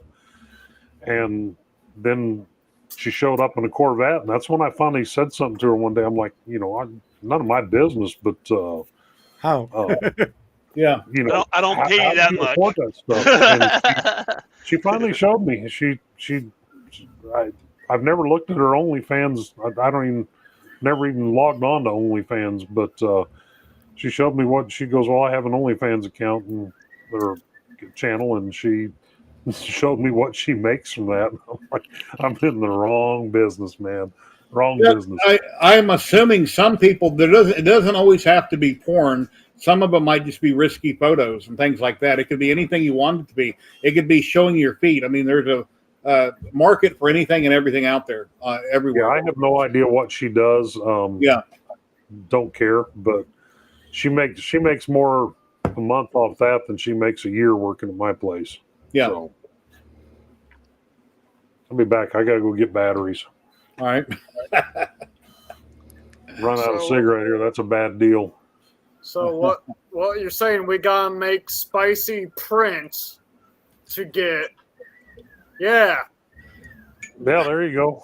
I even asked my wife. I said, "Hey, so I can do a thumbnail for YouTube. Why don't you put on one of your bikini tops? You can have on the Mandalorian helmet." She's like, "No, I don't want to do that."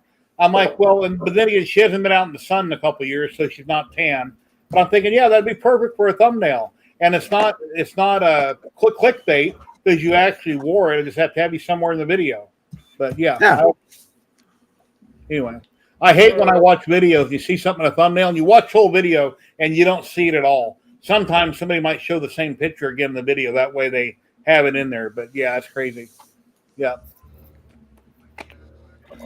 Yeah. Yeah, I look nothing like the person I did when I was in my 20s. If you seen me and that person side by side, even though I had hair, you couldn't tell by anything because I've gained weight. You can't tell that was me at all.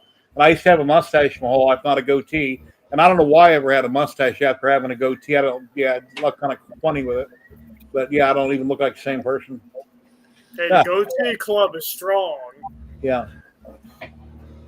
And then another thing, a lot of people in different types of scenes will have their head won't even be in it, so you can't tell who the person is. A lot of people have filmed things and their head's cut off, so instead of blurring it with a blur feature in DaVinci Resolve or whatever, they just don't show the person's head. That way you have no idea who it is. So anyway. No. Zach, you get past Zach. Your name's Zach, so you get. If I was in my 20s right now with a young wife or girlfriend, I promise you I would be on OnlyFans. I guarantee you 1,000% I would do that to make money. But I'm not that person no more. But I have no problem with it. Awesome. And if you knew me in person, I have no problem with talking about anything. I've even brought up things to Kenny off camera, and he's like, don't talk about that. But anyway, yeah, I'm pretty open. And you know what my screen name would be? What? Kenny the Wad Sims. You're frozen. You're Kenny. You're frozen. He's still frozen. Okay, am I frozen on the stream or just YouTube? On the stream. On the stream. And on YouTube. Yeah, you're frozen everywhere. Why watch it here? I'm moving. But then You when I haven't pull it up moved on in 30 YouTube, minutes. I'm not. Well, I must be dead then. Hello, It's because Josh. How you doing today?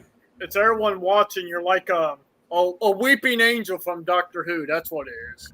We're all watching you. And I shut down all kinds of crap in the background on my computer, and it's still doing it. When I met my wife on Match.com 11, 12 years ago, I told her when I first met her that if we get into a relationship or goes any further, I might want to go to a swingers club. So I let her know that up front. I never did, but I told her up front so there wouldn't be a surprise if it ever happened. So I'm very open with people about what I might want to do. There's a really good swingers club there in Las Vegas because one of the bartenders from up at the bar at the top of the Stratosphere took me to it one night. Commercial Center, the Green Door. Yeah, the Green Door. No, this was like a big ass private house up by Charleston Mountain. Okay. But it's a swingers club, but it looked like a giant mansion is what it looked like. Yeah, years ago, I went to a place called the Red Barn out by Nevada Palace in Samstown. I didn't interact with anybody other than I paid to get in. And when I walked in, I thought lightning's going to strike this place and hit me. That's kind of what I felt like. But they had jacuzzis, and you bring your own alcohol, and it was pretty interesting. So, Well, I don't know. We're going to get back to 3D printing. We're getting off. I'm getting. Yeah. People are going to leave thinking, well, we got 50 watching, but I apologize if I offended anybody. No, not really, but anyway. Yeah. Not really. Anyway. Dave Gatton, hello. How are you doing, my friend? Dave Gatton is a wonderful CNC guy on YouTube. He's got a great channel called Dave Gatton CNC. I just got a question. Why do so many of us know about OnlyFans? We don't go there, but we all know what OnlyFans is. I have one fan standing here. Do you know what OnlyFans is? Wait. I have OnlyFans. This is the only fan I own. Yeah. Well, Steve Builds has the two new cats, Oscar and Felix, and he's got a camera focused down where they play out on the floor. So we keep telling everybody that's his OF cam. Ugly Moo, hello. How you doing, my friend? Been a while. He has a OF cam running on his stream whenever he's live streaming. Yeah, I got to fix my OBS. Like I said, like when I got that raid on Twitch, I didn't even see it until it popped up in chat. I didn't get an alert, and I don't have OBS running in the background because for some unknown reason, I deleted all my pictures and everything I had in OBS that I normally you'd see on screen. We ought to do a giveaway. I've been gabbing. It's been streaming for 2 hours. Let's do a film a giveaway for Ziltech. One roll. If you live anywhere in the U.S., let me close my dock, and I will pull everything in. So give me a few minutes here. Let me take the banner down.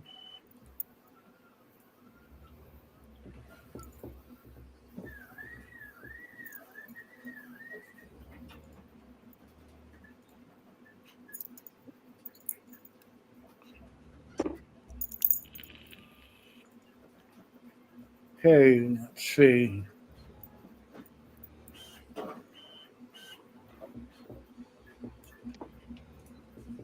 This dog will never run out of licks.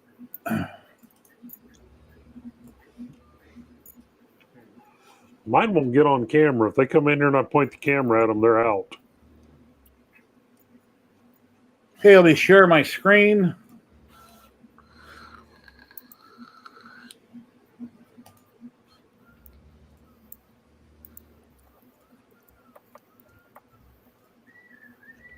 Hey, Josh, JRT3D, why don't you get on here?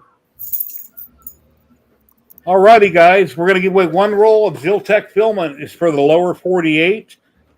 Big Bad Joe said if he wins, to go ahead and redraw because he wins a lot. And we really appreciate that, Joe. You're kind of like the Matt German of the U.S. And Ziltech is based out of Houston, Texas. They sell filament.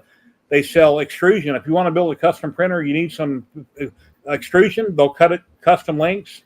They sell 3D printers. They have big Tretech boards, a little bit of anything and everything at Ziltech.com. So what we're going to do, we're going to draw for one person. They must be present in chat to win and say something. I have your information. After this stream, I will email you, and you can tell me what type of filament with a USA mailing address. If you win and you're not in the country, you can still win, but it has to go to an address in the lower 48 here in the U.S. And then I'll let my rep know, and they'll get it shipped out Monday morning to you. So let me shuffle a few times. Can everybody see the wheel okay? Yep. Yeah, it's kind of funny when you get on a Creality stream and they got so many people that you can't even see it. There's like hundreds and hundreds of people. And I got tired of StreamYard. I don't think it's fair, so I went back to the wheel. It's just a little more effort to set up a Google Doc. Anyway, here we go in 5, 4, 3, 2, 1. Here we go. For one winner. The one and only. Not Matt German. Darren Corley is the winner. Darren, are you in chat? Darren, please say something.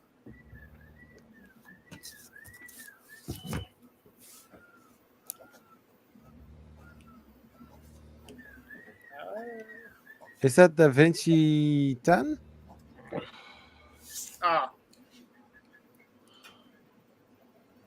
That's you, Da Vinci? Oh, I might have imported the wrong names. Yeah, Right, you and then- imported everybody's real names, not their screen names. Oh, I'm sorry about that. If people, oops. Let me, I imported the wrong thing. Let me write that down. I'll correct it on the next one. Oh no, my identity has been revealed. Oh no! There, I stopped sharing it. Yeah, I'm sorry about that. Doxed everybody. I'm supposed to use screen names. Yeah, Jerry just doxed everybody. So Yeah, we had that several weeks ago when I donated to Jerry. And he was mentioning a name, and I was like, how the hell is that possible? So I looked into PayPal, and I see that I cannot change that name. Dang it. I didn't show your real name, did I? No, but you mentioned it. Oh, I'm sorry. Yeah, I think No, is that when we talked about it and I found out what was going on? yeah, the Okay. SV08. Okay. Hey, am I still frozen? I switched cameras. Yeah, you're still frozen. Here, let me take you out and you can pop back in.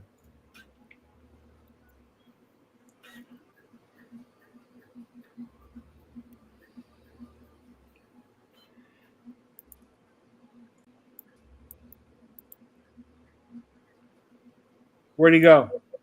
Oh, he took himself out. Maybe refreshing the page for him. He'll be back. Yog. Get back to the stream, I say, Kenny. Yog. Oh, I noticed on Wheel of Names, when I highlight everything, there's not a delete button. There's only a cut button. So the only way to get rid of the names is to hit cut to erase them. Let me get the next doc fixed up.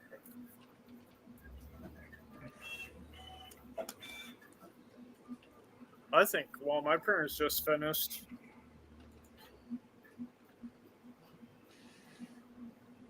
Well, I'm going to jump out of here because I'm going to turn my back and get the wiring done on this 2.4 so I can get it printing yet tonight. So,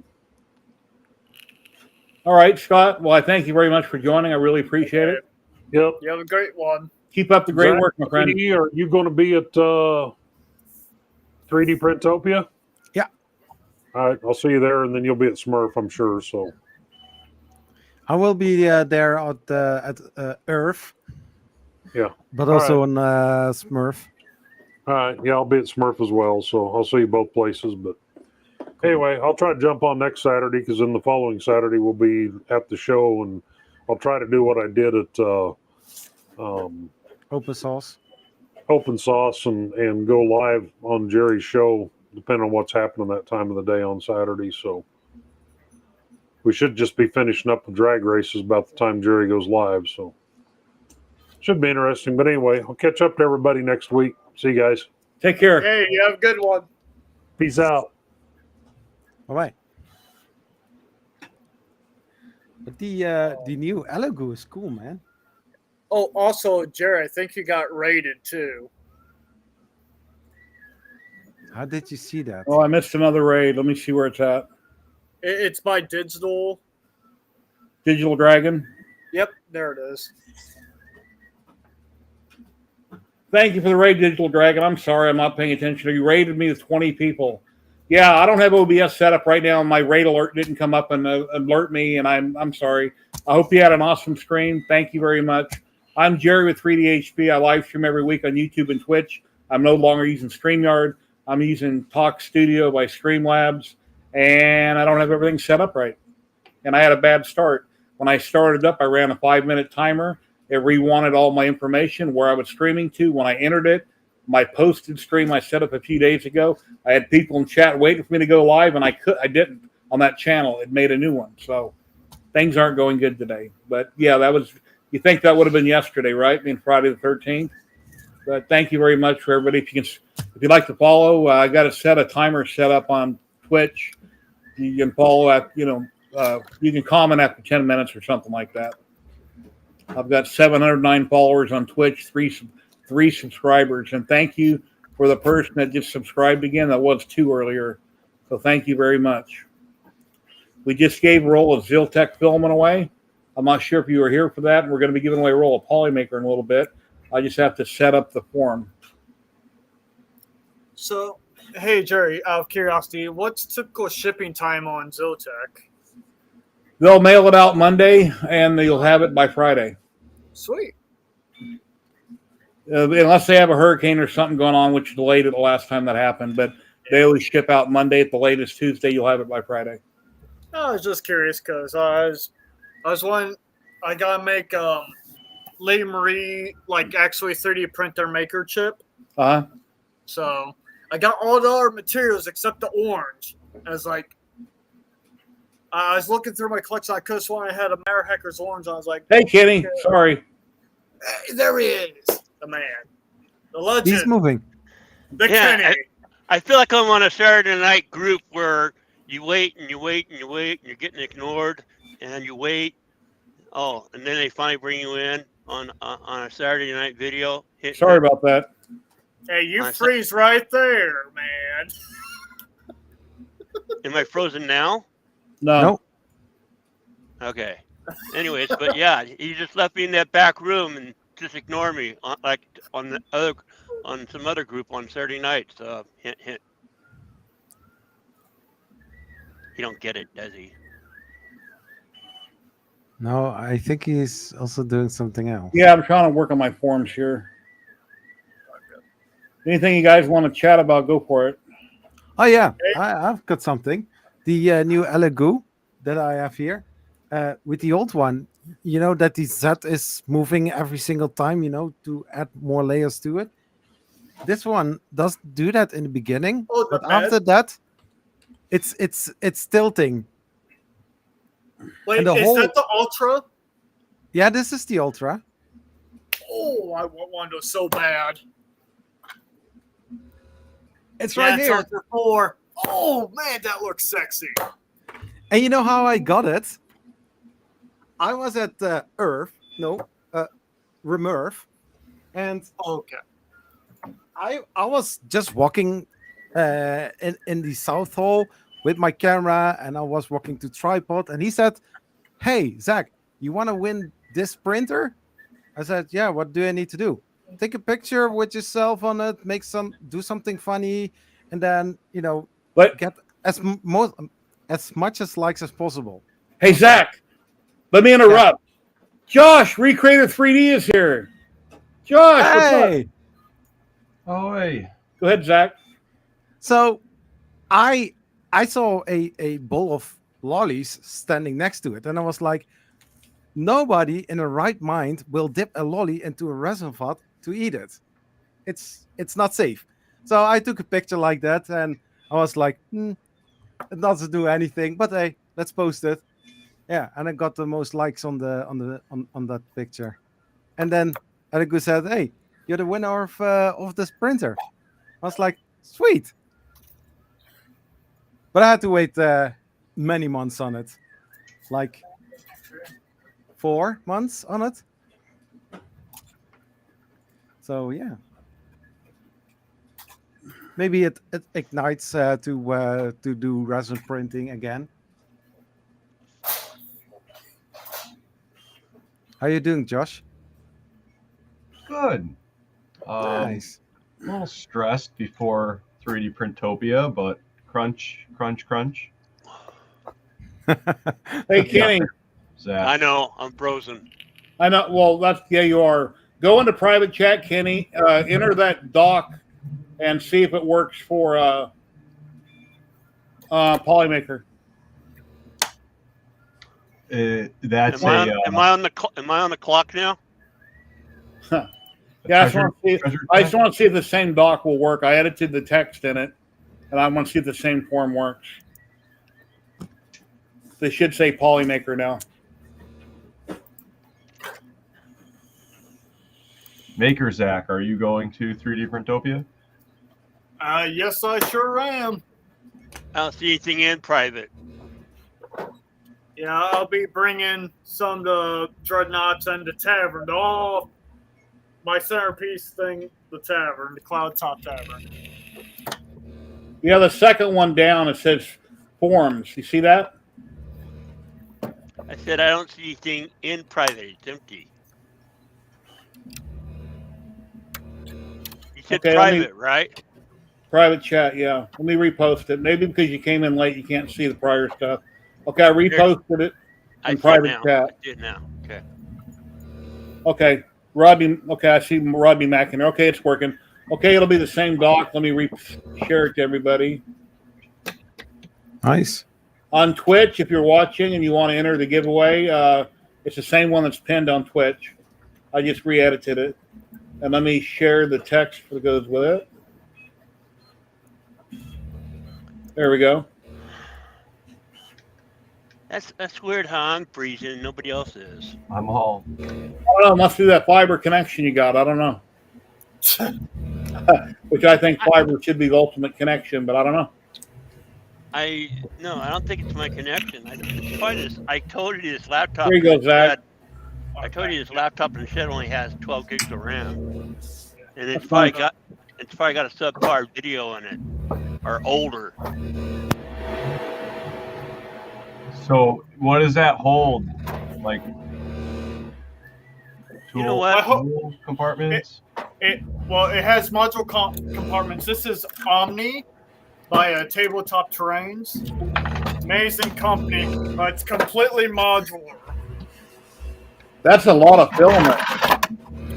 Just What is that vibration? Oh, this is probably my resin printer that's on the desk. Wow. so, Yeah. Actually, let me does see do how that. much filament this guy took.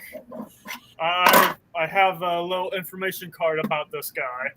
But yeah, no, I still need to assemble the base of it. Because, well, I ran out of 3D Gloop when I was working on this project. But it has Okay, Joe. Thank you. it has working hinges that click and pray, and this will actually hold it. This is ASA. I say that as soon as I lift it, it'll probably break. No. Hey, Jerry, while he's shifting there for a second, I'm going to shut down and I'm going to go in my office and try on my Alienware, and then we're done troubleshooting. And Okay. see if it's this laptop, okay? So I'm going to shut All down. I'll be back in a minute on the other All one. right. Let me go get the information plate. I'll hit the kick button here. There we go. He popped out. Okay. Kick him out of here. Yeah. Okay, Mocha, let's go get the information plate. Josh, what have you been up to, buddy? What's going on? Just everything broke. So that's like, you start to prep to go to an event and all the printers know that time to act up. So I've got this printer working on PET right now, and the ArtMe behind it is making some Mutt PLA, which is pretty much all our bamboo poop that I've been getting from Connecticut that I showed y'all in the last stream. And so hopefully at 3D Printopia, I don't want to say I'll have a lot of rolls to give out, but a lucky few might get some Mutt PLA to mess around with. Hey, would you want some 3D printer poop from me? I'm not trying to load up with everybody's poop at the event, but if you've got a small box, I'll take a small box and maybe get you a roll of filament back if you want to promote it. What's your definition of small? Well, not this. Could you imagine if somebody had a trash compactor like they have in grocery stores? They filled it up full of poop, crushed it, put it in some kind of plastic bag, and banded it. How heavy that would be! And then when you broke the band, if it would all crumble apart, that would be awesome. This probably weighs at least, I want to say 60 pounds or so, maybe 80, but I got 6 of those recently. Things are moving forward in an interesting way. With the guy in Connecticut, he's expanding. He just bought a building, so he's moving his 70-plus bamboo printers into a 3,000 square foot building. Wow. I'm super excited for him. So I'm going to be probably working with him for a little bit. More or less what I've been doing here in a small factor and bringing it there into a production and at least like getting them started. I would hope that they would eventually like ramp up as they need to, if they need to, and expand beyond like where I'm at with like $2,000 do-it-yourself entry. The next tier up is I think around like 10K, and that is more of like a production route where if you're not trying to be like in the 30K range of a giant extrusion setup and a giant shredder. I've drawn a blank on the company right now that has a shredder and extruder that's a package deal for about 8K. You can rent it. So if you're just trying to get a feel of is this something that can work for us? Ladies and gentlemen, Dreams Void's popping in. Hello. Hello. How you doing? Hello. What's up, Doug? I'm alive. Sorry for the inconvenience. How is everybody else? It's been a long time. You haven't been on in a while. How you been? I have been fantastically distracted with that there print block printer, as usual. Trying to make it work, as usual. But there has been... Sorry, I'm going to take over for a moment. There have been developments, courtesy of Rob Mink of Prinsets and Baby Belt. He's decided to nudge it forward and make me use rails instead of 3mm rods. So it's getting and moving again, and this time it's not stuttering and dying a death. So yes, getting somewhere. That's an interesting sound that Zach's resin printer is making. Oh, It's almost like it's vibrating on a sheet of metal or something. Well, the thing is, though, the Ultra 4, the bed itself peels away from the bed, so it doesn't have to lift it. It's reassuring that eventually it's going to fall apart. Don't say that. I have, 3 resin printers going right now. I don't want any of them to fail. As long as they use, what is it, the magic red Loctite that holds the universe together alongside duct tape? Yeah, my GK2, I can't hear it. Sometimes I hear a little popping on the FET, but usually not. Doug, as long as it doesn't break a leg. Live, Yes. Like, all right, I've tested this 10 times, and now we're going to go live, and oh, look, it's now deciding to break itself. Like Jerry's stream settings. Gosh. So, here's that plate I promised for the chest. There we go. Now So- it's clear. There you go, Doug. That's in comparison to your printer that you're trying to Oh, do. Mr. Diesel. 70 hours. 3. Yeah. Okay. So, Okay. Hang on. Let me find the this sheet. is my 3rd largest print here. No. Yeah, my 3rd largest print is that box.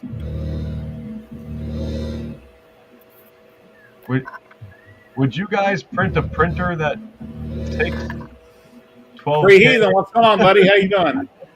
Hello, hello. Thank you for liking my content on TikTok. Those are I cool. So appreciate do you that. make yourself like little plaques for what you think your biggest?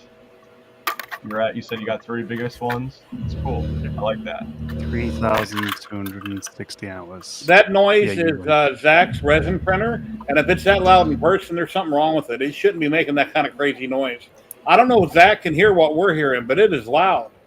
I hear it. It's a very So- loud rumble. So, this is that Yeah, sorry. 3,000 print. Yeah.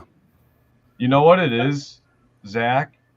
No, I don't hear it. You literally moved your mic, and I wonder if it's more of like the spring on your boom mic, your like arm. Yeah, we don't hear it no more. Oh my God! Or Look at is it- that. That is so cool. like a guitar that string. is. It's like almost that's what we were almost hearing in combo. Zany Maker Zach. When that gets dirty from dust, it will make it look better. You won't have to dust it ever. It will improve on it when it gets dusty. Why do you think I painted it like that? Yeah, really. That's cool. Besides me not having time. You know, I done a video the other day on some lightsabers I had, and I should have rinsed them off, but I didn't before I done my TikTok. And then I had them on the wrong bases, and I'm thinking, oh my God, I'm a Star Wars fan. I got called out on TikTok and YouTube. It's like, dude, you got them on the wrong stands. And one of my bases has notches in it, so you know which lightsaber goes on which stand. And I had them backwards when I done the video. I didn't think it out in advance, but oh well. I don't know if you guys can see it, but it has a full interior as well. Then again, so does this guy. This guy has a full interior inside it as well. Wow. And if TikTok gets banned in the U.S., oh well. I'm posting there daily. I'm trying to have a social presence. I don't think I'll ever make a dime from it, but I'm just trying to have all my stuff somewhere. So it's just something else to show a company. And they say, hey, where are you at? And I can give them my TikTok link when I want to review something. Do you have a website? And excuse me if you have mentioned it and I'm just being ignorant. Like a .com? Zach? I'm talking to you, Jerry. Oh, do I have a website? Yeah. I got a Facebook group, 3D Printing and Painting, 3DHP. I'm on Twitter, X. I'm on YouTube. I'm on Instagram. I'm on TikTok. If you make just like a .com though, like even just like a link tree, like got an index, Okay, I used to have 3dhp.net and I dropped it, but I don't have a central address that's got all the links. So I'm not really sure how to do that. I could help out if you want. Linktree is a nice. Is that something I'd option have if to you pay don't monthly want to do for, the just effort. to have one link that links everything, or have one? I mean, if you get like your .com, so like anything else, no one owns anything anymore, right? So it's still, you'll get a .com, but it's like a rental like every year. Okay, yeah, that's what I used to do on 3dhp.net. Yeah. Because this leads... Just one of those things that helps push everything for yourself. And then, like you just mentioned, if you want to kind of curate. Hey, Zach, does things that Z looks like it's moving in the center when your hand moves around? I know, it's weird. I just noticed that as well. It's like an optical illusion. That is kind of brilliant. funky. Like, that's weird. It looks like it's moving around. Yeah, I don't... It's... That's wow. an interesting bug. Well, the QR code works. It's a feature. So, like, what is that guy? Like, hello. How are you doing? We're getting an optical illusion. Do you have like a reflection or a glossy bed or? No, this is printed. Oh that's crazy. Is that out of UForge, or you just got a couple like layer lifts? Layer lifts. Yeah, dude, that's crazy. Just amongst how like you have that with its reflected, it's already just like a little glossy, right? But the way you design that, when you start doing that, dude, it dances. That's crazy. Ironing. I love the ironing feature. That's literally what you've got going on is like you've got your travel. One spot's got like a matte, the other one's got a reflection. That's cool. Yeah, man. Yeah, so... Not so much on those, but that other one, that's a technique you gotta fabricate now. Print a block printer, dude. What is going on with you? How you been? And anything you want to talk about? So, aside from Rob with the Rails, Polymaker have decided to jump on board as well. Nice. And enable the madness. So, the size that it is there is roughly 120 on the bed if you're lucky. They are making it, 250 bed with 400-ish of build height. Wow. Yeah. Yeah, so there's that. And that's so Zach a couple minutes ago was the 2,000 something hours of print time. Mine's looking at 350 hours of printing print a block for it.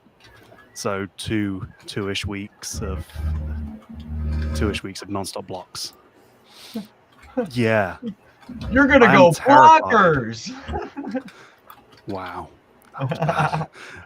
Yeah, I am terrified now as to what I've agreed to. But hey, it's going to be fun, to say the least. At least hopefully it's going to be fun. And all my Twitch stuff is not working, everybody. accidentally I deleted an OBS, so I have to rebuild everything. All my stickers, screen stuff, my alert when I get rated, it's all dead. And then accidentally, when I started my stream today, I scheduled it a couple days ago. I had a timer set up 5 minutes, and they said, "You want to automate?" It's like, sure. So when I go live, it automatically runs a timer. Well, when I did that, it re-asked for all my stream info. When I entered that, it made another stream. So everybody's on YouTube in my stream I made the other day in chat, and it never went live. So anyway, oh, nice. Also, janky camera slider. That looks lovely, though. Yeah. No. Don't do It's better than what I have. it. It moved. I mean, My phone didn't fall off. This is my moving. So if I look like a fool moving around this giant laptop.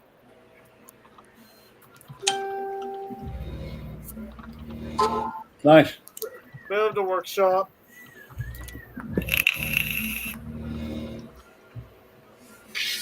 And I can't wait till this guy gets done.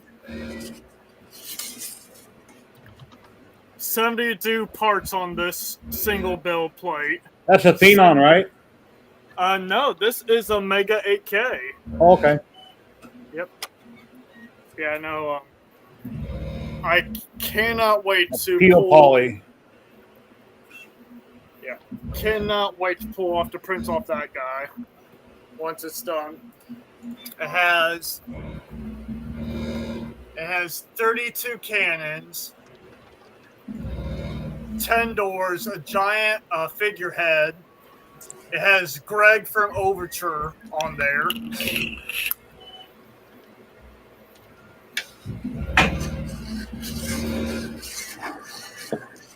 And Oh, it has a whole bunch of hatches as well. And I wonder if I have that photo somewhere. I'm not sure. I'll post it. But yeah. I want to make sure I don't run out of filament on this helmet, because I've done that before. I was on a live stream one time printing something, and it ran out, and I killed a print a long time ago. But the runout sensor on the SVO8 doesn't work.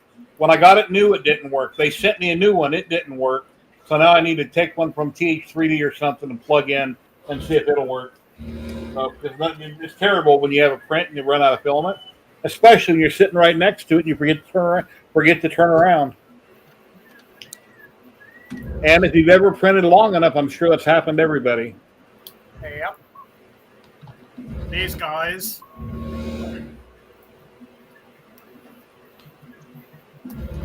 So my SVO8 has Scotch tape on it to keep the magnetic cover on, because it bumped the print the other day twice and the cover went flying.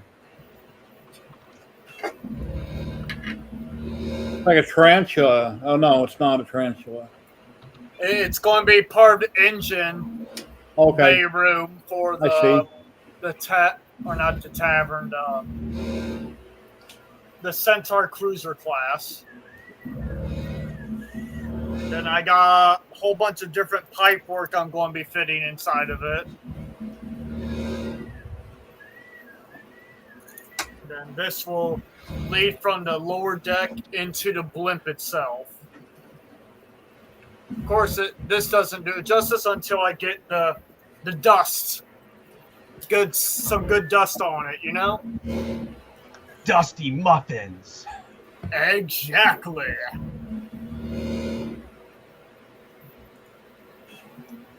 Quite zealous about it.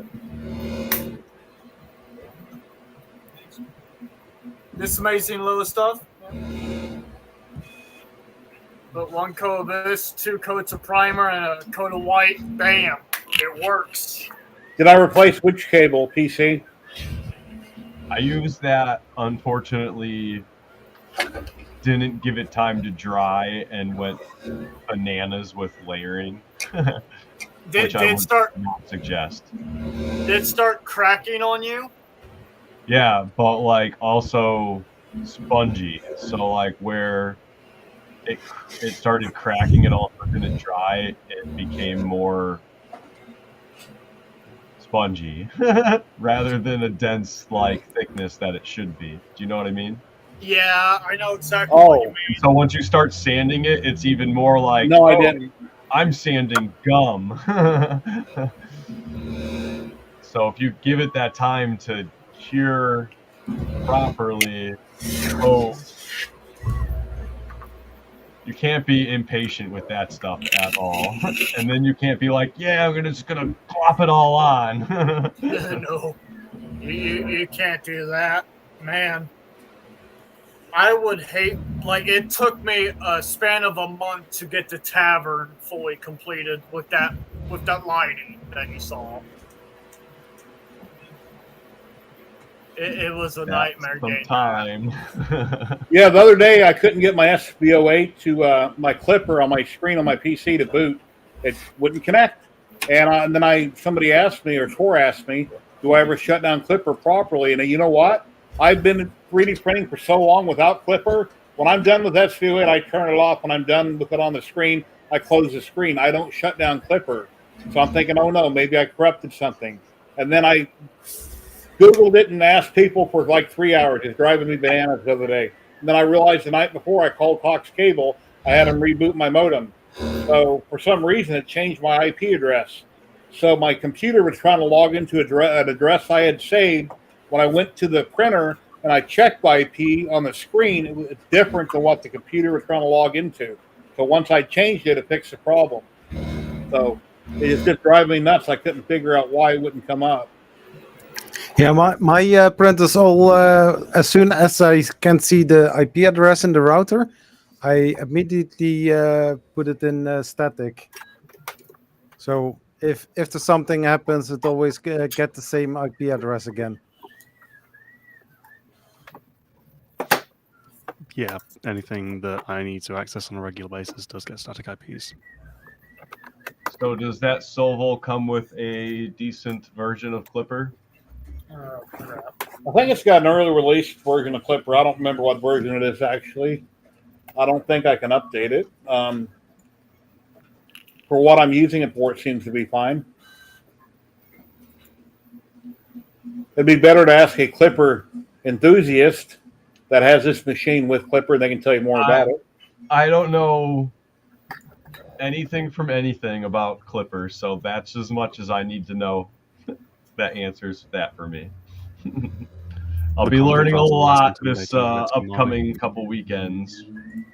I'm gonna be rooming up with Rob for 3D Printopia, try to save some money. Unfortunately, B likely won't be visiting me, so I hope neither one of you snores and don't eat at Taco Bell. That's all I can suggest. Yeah, I wouldn't be the kid that goes to summer camp. I'll just say that. So I have my own things that I'll be doing for myself personally so that I get through the weekend. There's my camera on the SVO8 right there. And then you can see my resin room and / laser room. I got the light on. And then here I am over here at the desk waving my hand. Yeah.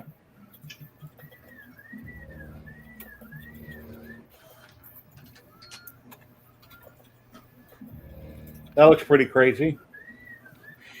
Almost like an hat. Jeez. What's going on there? Is that compensating?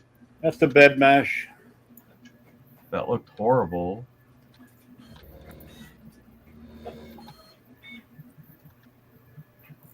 Is there a lot of compensation there, or is that just me? I don't know that much about a bed mesh, so I can't tell you how far it's off, but it's not as bad as it looks, I can tell you that. It shouldn't look perfectly flat, but that's pretty crazy, yeah.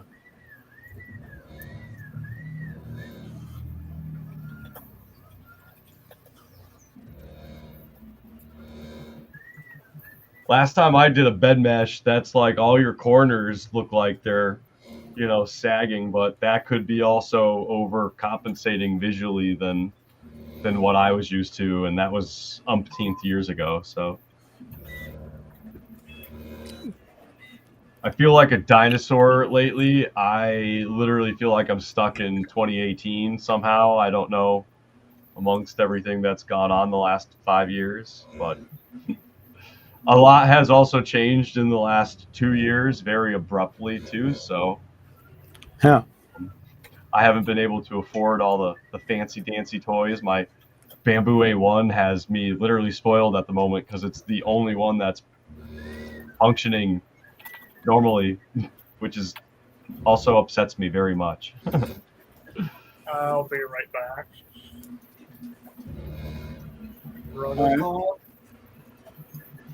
Then that other helmet I did a while back with Layerworks Filament and Trevor.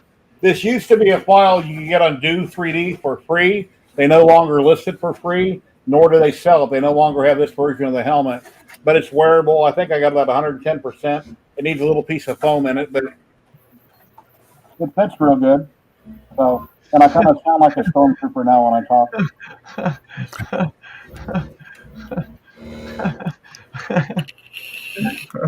But I'm printing another one right now. I think it's a Clone Trooper. Came off of Do 3D, which is a free file right now. And I got almost makes you wonder. I don't think they even had sound effects in Star Wars. They probably just put the helmets on. Well, I think everything's a voiceover. It's like with Darth Vader. The Clone Troopers, I don't know if they talk with their helmets on ever. When they do speak, I'm assuming that might be the voice of the actors in the suit. But you never know. Movie magic. Yeah. Movie magic. So I was excited. The Q sent me something for the bamboos. So this is the Panda Claw. Yeah, the Panda Claw. It's that new gear for the extruder. Yeah, this is for the P1 and the X1. I asked for the A1, so I don't know if I'll be giving this away at 3D Printopia if I get another one, but I've got one for the A1 on order just in case they don't want to hook me up on that. But I'm excited for that because now everybody in the Bamboo series that just have under tolerance filament, well, it doesn't matter if it's Pet 1 that's been pultruded, but just like anybody who might be working with the ARTME or making their own extrusion in the future, if you're under tolerance, then you're not hitting your 1.75. For the most part, 1.65 should. Thank you for the follow, Naughty Bear. But glossy filaments have a harder time than a matte filament. But anything under tolerance that like 1.6 is just not going to get caught.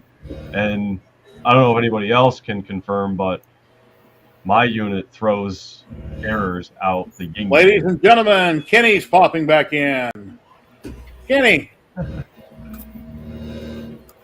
No audio. No audio. We can hear you. We can hear you. Yeah. And he just froze again. I don't know. What prints are you guys using? Oh, many. I'm currently printing on the SVO8, and I got my resin printer, my GK2 printing with resin for video. I'm got my Bamboo A1 printing like a workhorse, and my Prusa MK3 Plus was and is now getting a Revo installed, which should be back up and running tonight. So those are my two workhorses. So Base Creality K1. I have two Bamboos, two Elegoo Neptune 3 Pros, two Prusas i3 Mark IIIs, a Prozon Mega AK, Epax E10, my E4K, a Crowley Ender 5 Plus. Those are my workhorses. I hope you got more than... You got another 8 in the background, right? I mean, I didn't say all the ones that aren't my workhorses, like the Flash Roar Adventure 3, Ender 5, the Frozone Mini 4Ks, the Elegoo Mars Pros 2s, the Elegoo Saturn. Like, those are the one. It's going to need a sit. I think on the floor. Well, Which Kenny, one would you his light go kept to? popping up, so he's trying to talk, but we don't hear him. Which printer would you go to if you wanted to spend the most time pulling your hair out? Like reality. Take care, Montana Maker. Have a great weekend. I've got No a hesitation. I've got a printer right here that's called Reliabot, and it's very unreliable. We'll do the drawing for the Polymaker in 20 minutes. So Yeah. that was like an Amazon special where all of a sudden this printer showed up that looked amazing. It's got drag chains on it. It looks like a beefed up Ender Pro at the time when the Ender Pro wasn't really like beefed up. And there's just some ghost in it. I haven't been able to trace what's wrong with it, but it just does these crazy shifts on my X and Z. And I want to toss another board in it, but I just thought it was ironic amongst the name where I got it off Amazon for a special. It literally disappeared 2 days later, and it's very unreliable. Actually, I retract my statement. Don't get me wrong, Crowley machines, they had their merits, but the Flash Forge Adventurer 3, no.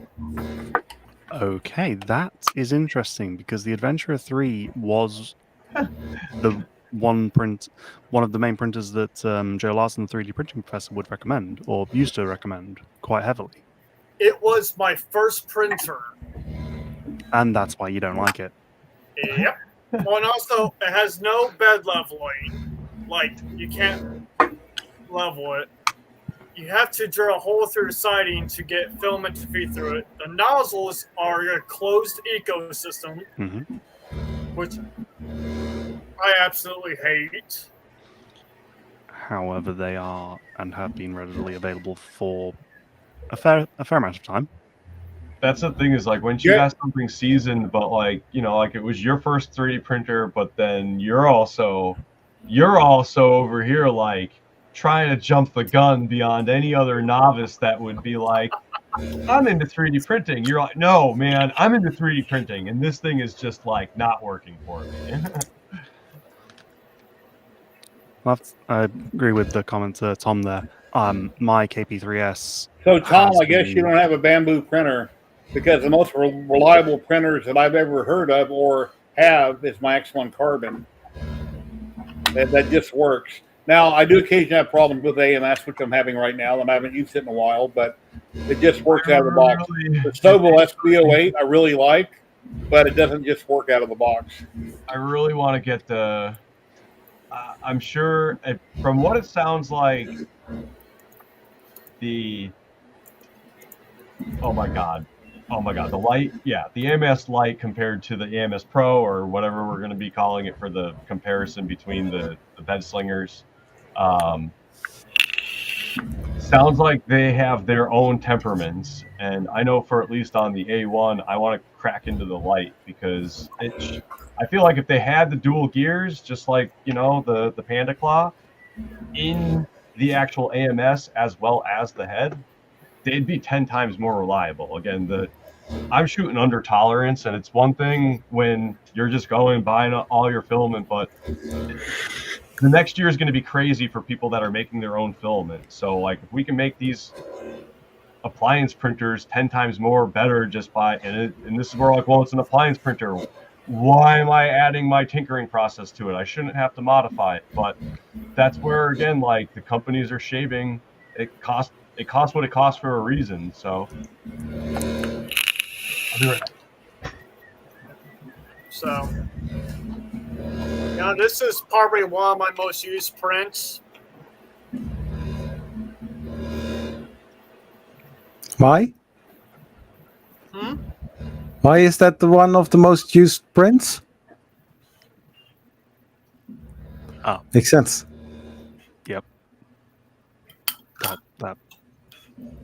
Yep. Okay. I'm going to grab a beer. No, I was thinking, should I get something to drink? Yeah, I'm going to. Yeah. Thanks, Zach. No problem. You're welcome. As I said, this is one of my most used prints. Like, PTG works amazing. Counts on my first print. what is a most used print of mine? And Yeah. all of my prints are printer block. Very on brand. Hey, Oh. Kenny. Can you hear us? Welcome back, Kenny. Okay, let Can you hear us, Kenny? Can you hear us? and I think he's frozen. Huh. I don't know. Yeah, he's not moving. He was Yeah. moving. Hey, Jerry, what's your most used print? Useful or used? Used, like one that you use Flip. a weekly basis, or I just heard Kenny burp. I thought he said flip. I don't know. I'm not sure. I printed a soap holder years ago in the bathroom, but I usually use a pump bottle next to it. I mean, I don't know. I have Yeah. stuff everywhere around me that's collecting dust that I look at. I mean, I'm not sure. How about you? The Josh? Google Doc is now closed. I'm going to do the drawing here in a minute. I changed my mind to when I'm going to draw. What was the question? What is your your most used? print? My most used print would be the Recreator. I was going to say, can I take a guess? And it's going to be one of the Mark IIIs. Yeah, I need to have that not be the case moving forward in 2025. I don't know if anybody else has a project like that where you're just constantly printing parts for it. Yeah. But my ArtMe, which is 3D printed, is starting to Get it? become Can you hear me? Yes. cool. Can you hear us? Yes, we hear you. I can hear. This is turning into a bad commercial, Kenny. So you're making a reclaimer system for like scrap filaments? So my whole journey started with MMU with a 4-in-1 out unit that was able to colorize from M3D, the Quad Fusion, which produced just as much waste that the Bamboo is producing. So that pushed me into just wanting to find other methods of using plastic that we had at home. So that I fell down a rabbit hole and found pultrusion. And so I started making my own, got frustrated, found a commercial version, the PetBot from Russia, ordered it, came damaged, lots of money. So that kind of discouraged me in a way, but allowed me also to get into pultrusion. Okay. So amongst it, I was doing repairs for Expico on Amazon, and then I had an abundance of that stuff. So Okay, I got stream names this time, Yeah. guys. do your thing. I didn't get real names. I got it correct. So we're going to draw up one roll of Polymaker. Anywhere in the world they ship, you have a chance to win one roll right now. They have awesome filament. If you haven't tried it out, you really should. It's very reasonable. You must be present to win in chat. We'll draw a name. If you're in chat and you say something, I'll write down your name, and then I'll send you an email after a bit with a code. It'll be a link with a code that you entered for your filament. I contact Polymaker as soon as they get back to me. I'll shoot it over to you. So it should be sometime later today. And we've shuffled. Everybody should see their name there somewhere. Big Bad Joe says if he wins to redraw because he's like Matt German of the U.S. I guess he wins quite a bit and he wants to give back and have a couple redraws. So here we go. If everybody wants to help me. 5, 4, 3, 2, 1. Here we go.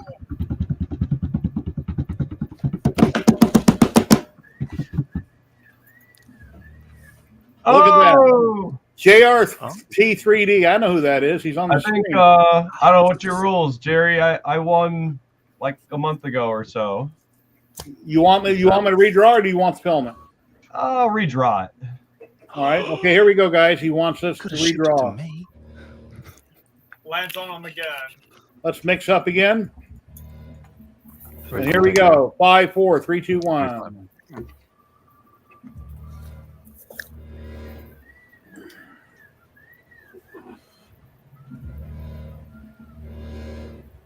Cosbricks, congrats, you have won. Are you in chat, Cosbricks? Say something in chat, Cosbricks. How do you say something in chat? We can't, but they can. In this program, the guests can't type. They got to go to the actual stream, YouTube or Twitch, and type in the chat. StreamYard before you could. This one you can't for some reason. Cosbricks, he is right here. Congratulations. You just want to roll a Polymaker. I'll cross-reference your name, and I'll send you an email after a bit with the info on how to receive it. Thank you. Thank you very much. Very welcome. So yeah, Zach, I pretty much wanted to find the cheapest do-it-yourself, not necessarily commercial out-of-the-box solutions for users that are trying to go through their, rapid prototypes, because I think a lot of people forgot that a lot of us are rapid prototyping, and that means a lot of waste and a lot of poop, and at least with people who are making money off of a commercial product with their MMUs, they're able to justify the fact that they're throwing away $10, $20 a roll for every 4 rolls they load up and go through. For the average person, it's one thing when you can fill up, and so I want to start getting people to send a priority mailbox. So if you load up a priority mailbox, but if you can actually reduce that weight into shreds, then you're able to get more weight into that box for the same cost that it would cost to ship. So if we can get that with more weight reduced, more facilities like myself can start to take in random people's stuff. So again, we want to reduce that carbon emission, the carbon footprint. So the more stuff that we've got driving all our waste around. So if you put that out for recycling, it's likely going to end up at the recycling center, but they're going to treat it like trash. And so eventually recycling centers are going to just say, like, that's trash, and stop putting in our efforts. What an ordeal! We can hear you. We can see you. Can you hear us? Yes. And you just froze, but we can still hear you. Are you kidding? No, you were moving when I brought you in, and then you froze. Why is this so freaking funny? I don't know. Stop, man. Sorry, I don't know. It's 5 seconds off. Yeah, I don't know why it's happening. Thanks, Kenny, for giving us a chuckle. Yeah, I don't know what's going on. It can be very annoying. Hopefully, it's not the software. So yeah, Zach, if you're going to be the Zach, or you're going to be there too, right? You're going to 3D print up with the Zachs? Yep. And we are going to take a picture together. Yeah, man. Yeah. Definitely. Dude, I would love it if you guys would sign a Zach and Josh sandwich. I would love it if you guys could sign. Yeah, dude, that's awesome. Nice. And once this gets filled with names, I'm going to print another one. Let people know how big to sign. So I've seen some people that signed the car wanted to see how big they could write their name. We got to make that into a big protrusion unit, buddy. Well, here's the thing. Everything is going airlock feature. I'm going to put this on a wall and have it on a motor where it will be slowly turning. Nice. And our community is an airlocking machine of like creativity. Yeah, dude, that's awesome. Awesome. That's my goal. I can't wait to see that. That's awesome. Yeah. Hell yeah, dude. I need to collect that logo. Yeah. Yeah, man. You gotta get in on that sponsor block there. I need to collect the logo, Zach. Can I collect your logo? Oh wait. Do you want this one? If it can go on a block, do you want it on a block? We can put it on a block, and you can vandalize the printer block printer if you like. Oh, maybe. But yeah, no, I'm bringing some maker coins. And I'm bringing some maker poker chips.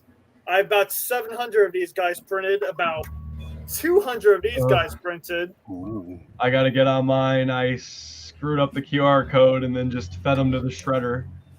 Oh. So I have to just say, like, and again, it's not the shredding and the extruding isn't going to be for everybody, but oh my God, to just screw something up and to say, I just got some units that's going to gobble it up and turn it back into new filament is just chef kiss. So I have about 250 pounds of scrap materials underneath my bed right now. So it's about a trash bag, right? Like if you, probably a little more than that. If it's all under your bed, it's probably like 5 trash bags. They're in tubs underneath my bed because I live in a 2-bedroom apartment, so, and that's unsightly to have out and about. So I was like, oh, I'll try to break it as much as I can. Do you have it organized by brand or by type, you know, like PLAs? Yep. Here's a short I uploaded yesterday to YouTube. I couldn't think of nothing to post, so I grabbed my cell phone. I taped what I was currently working on. I've already had 1,400 people view it, which is pretty cool. What's going on, everybody? Zach, if you wanted to bring a couple of those bins, can you hear that? Yep. Huh? I'll take a couple bins off you, Zach. Can you hear it or no? Yes. Okay, let me What's going on, everybody? Jerry with 3DHP. And as you can see, I'm printing a Star Wars helmet from Polymaker Pen Chroma. Well, I did have 2 fails from the same helmet, and it knocked the HUD on. So I put Scotch tape on it. So maybe we'll finish this time. And I've got more filament I can use up right there. Oh, no! Formation. Sitting out. Damn it. I forgot I had music playing in the background. But YouTube shouldn't care because I'm on YouTube streaming, and I don't know if Twitch will care or not. No, screw it. What's going on, everybody? Jerry with 3DHP. And I don't hear any music. I'm printing a Star Wars helmet from Polymaker Pen Chroma. I also not. I did have 2 fails from the same helmet, and it knocked the HUD off. So I put Scotch tape on it. So maybe it'll finish this time. And I've got more filament I can use up right there. And then Uniformation sent me out 4 bottles of their standard gray resin. Here are 3 of the boxes here. Currently working on a video. I'm doing a resin lapse on it where I can kind of film layers as it goes along. That cable is from Andrew's Kink and Uncle Jesse. I make it for my camera and it films every single layer as it goes up. So that is a video in progress for using the resin. And if you like the standard gray resin Uniformation, so far it appears to be doing really good. You can pick it up over on Amazon. But I'm doing a video. Then on the fiber laser, I got a coin I'm uploading right now. There's some of the brass dust from it. Hope you guys like it. Lots going on here. Talk to you later. What? Who's got a low-powered laser? Me. Yeah. Well, we're gonna link up. So, can I bring you some like a satchel of arcade tokens that you might be able to clean for me to see if they clean? I have an Otar Laser Master 2. That type of low. Oh, I don't want something expensive. I want something novice because I'm a novice, and so I'm trying to clean all these coins without oh my god, abrasing them. Yeah. My fiber laser wheel that I have here is not portable, but I've never tried a coin, so I'm not sure how it will affect it or what settings I would need. I'd have to experiment. I can bring. Well, I can't promise I can be able to bring it because I'm transporting everything inside my car. Nah, man, this is something I just give you like a quarter's worth of stuff, and you can play with it whenever. You know, Yep. I just trying to get experiments because, like anything else, I put these into tumbles. I've tried to clean them up. I'm trying to just get them so where I'm not like adding more scuff to them. You know. Yeah. So this is, oh gosh. Just want to get that like layer of grime for the last 50 years off of them, you know? Yeah. Yeah, bro. This is 1 of 7. What is that? I'll take 2 of those off you if you want to try to unload your area. I don't think So I you- can. I don't think you I said- could actually fit this. That's what I'm saying too, man. Like that's like my front seat. When you said under the bed, did you mean that they were the bed frame? I mean, at this How point, you that's dare like, what call am I me gonna out do like with that? I'm not calling you out like that. I am not. I built a I'm saying it's lofted a good bed. idea. Yeah, no, I built a lofted bed in the bedroom, so That's like when mom told you to clean your room. You're like, well, I'm gonna put everything under the bed. Yeah. I cannot show the bedroom because of probably being like. We understand. Paraphernalia. It's all right, dude. Again, I got these bags right here. There's a whole other stack over here. Like, Well, that's my not the parents thing. showed up the other day. They're like, what on earth are you doing? Well, that's not the Printing. thing. Because everything looks clean. Like the bedroom looks clean. It's just the whole bedroom setup is. It It's would like get him. It get This him over here, but demonetized. just stacked with a mattress, right? Sure, we'll go with that. Sorry, man. We all got our He's stuff. got At least if you're keeping it clean and organized, that is half the battle. Like This But is this is- one. This is one material. that's the joke, though, man. That's like where But you know is it one color or bamboo one really needs to step up. If bamboo had, even if bamboo like bought out the soft grinder that we're using and started promoting to grind up their poop in order to get the poop in higher weight quantities for lower price shipping points to facilities to be able to facilitate them, that's half the battle, dude. You'd be able to grind that up, which would reduce it to a quarter of that size. Yeah, I would love to be able to grind this stuff down like that. Like this would be amazing because then I So- could probably reduce it by 50%. So now this is the question, right? Because like I don't know. Eventually, I want to talk to Bamboo.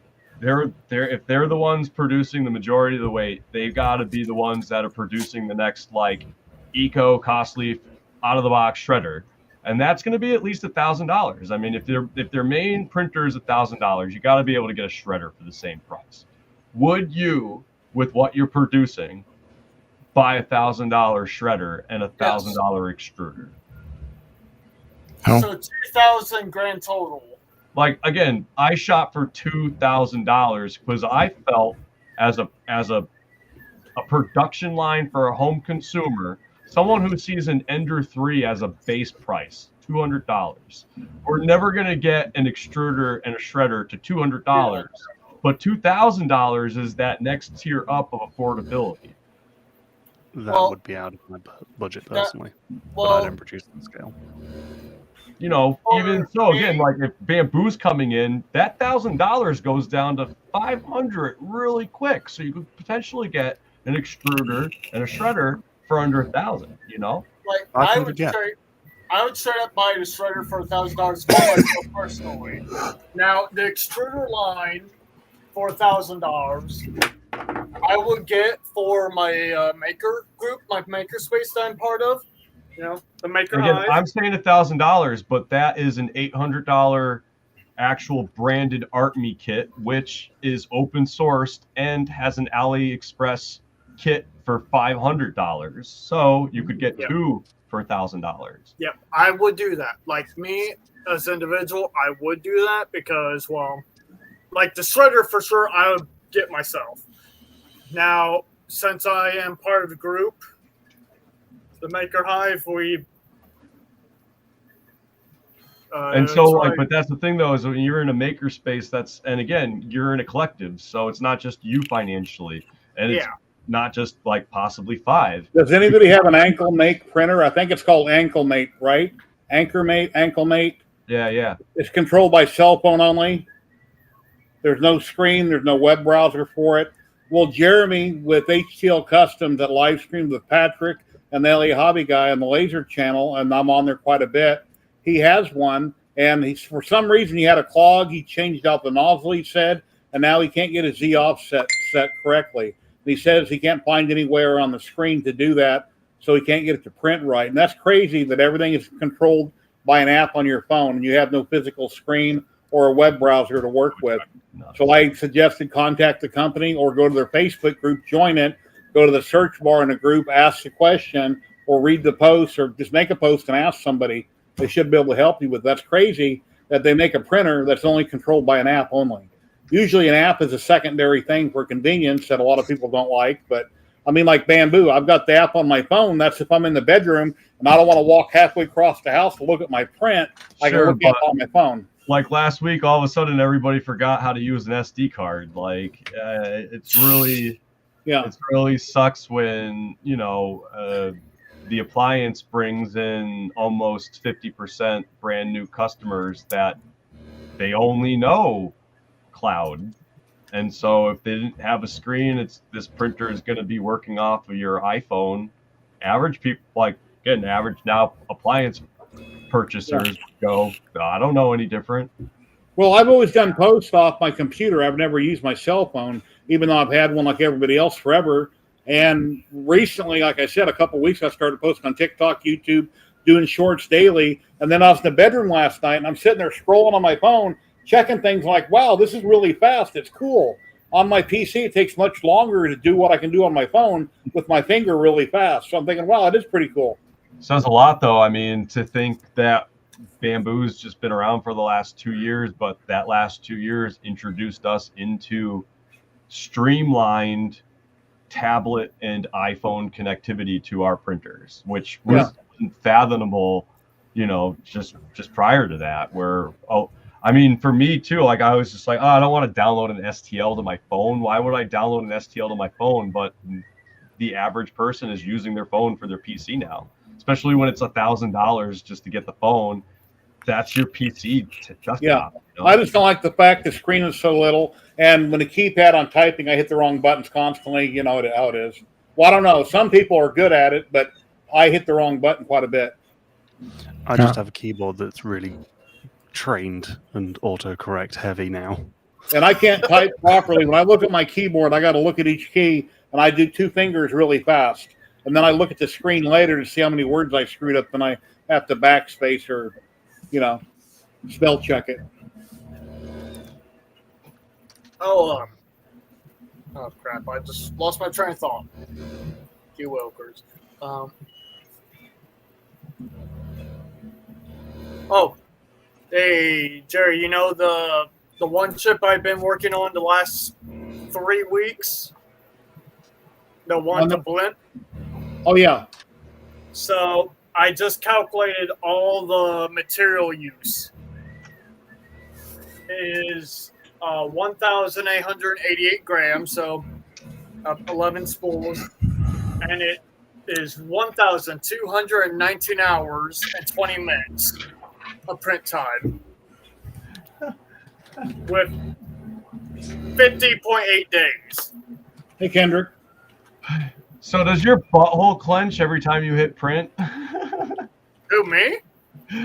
Dude, I don't know, man. I've done some long prints before, but Has your filament been Zany Maker? Has your filament been consistently the same color because you're doing stuff in a specific color? Because sometimes companies screw up their batch and you order the same exact filament, it'll be a different shade. So this is guys I've been using 4 years now. I've used over 300 spools of these guys. They've done batch changes. The colors change maybe 3 times out of the 300 spool. That's very little. Yeah. So that is some good consistency.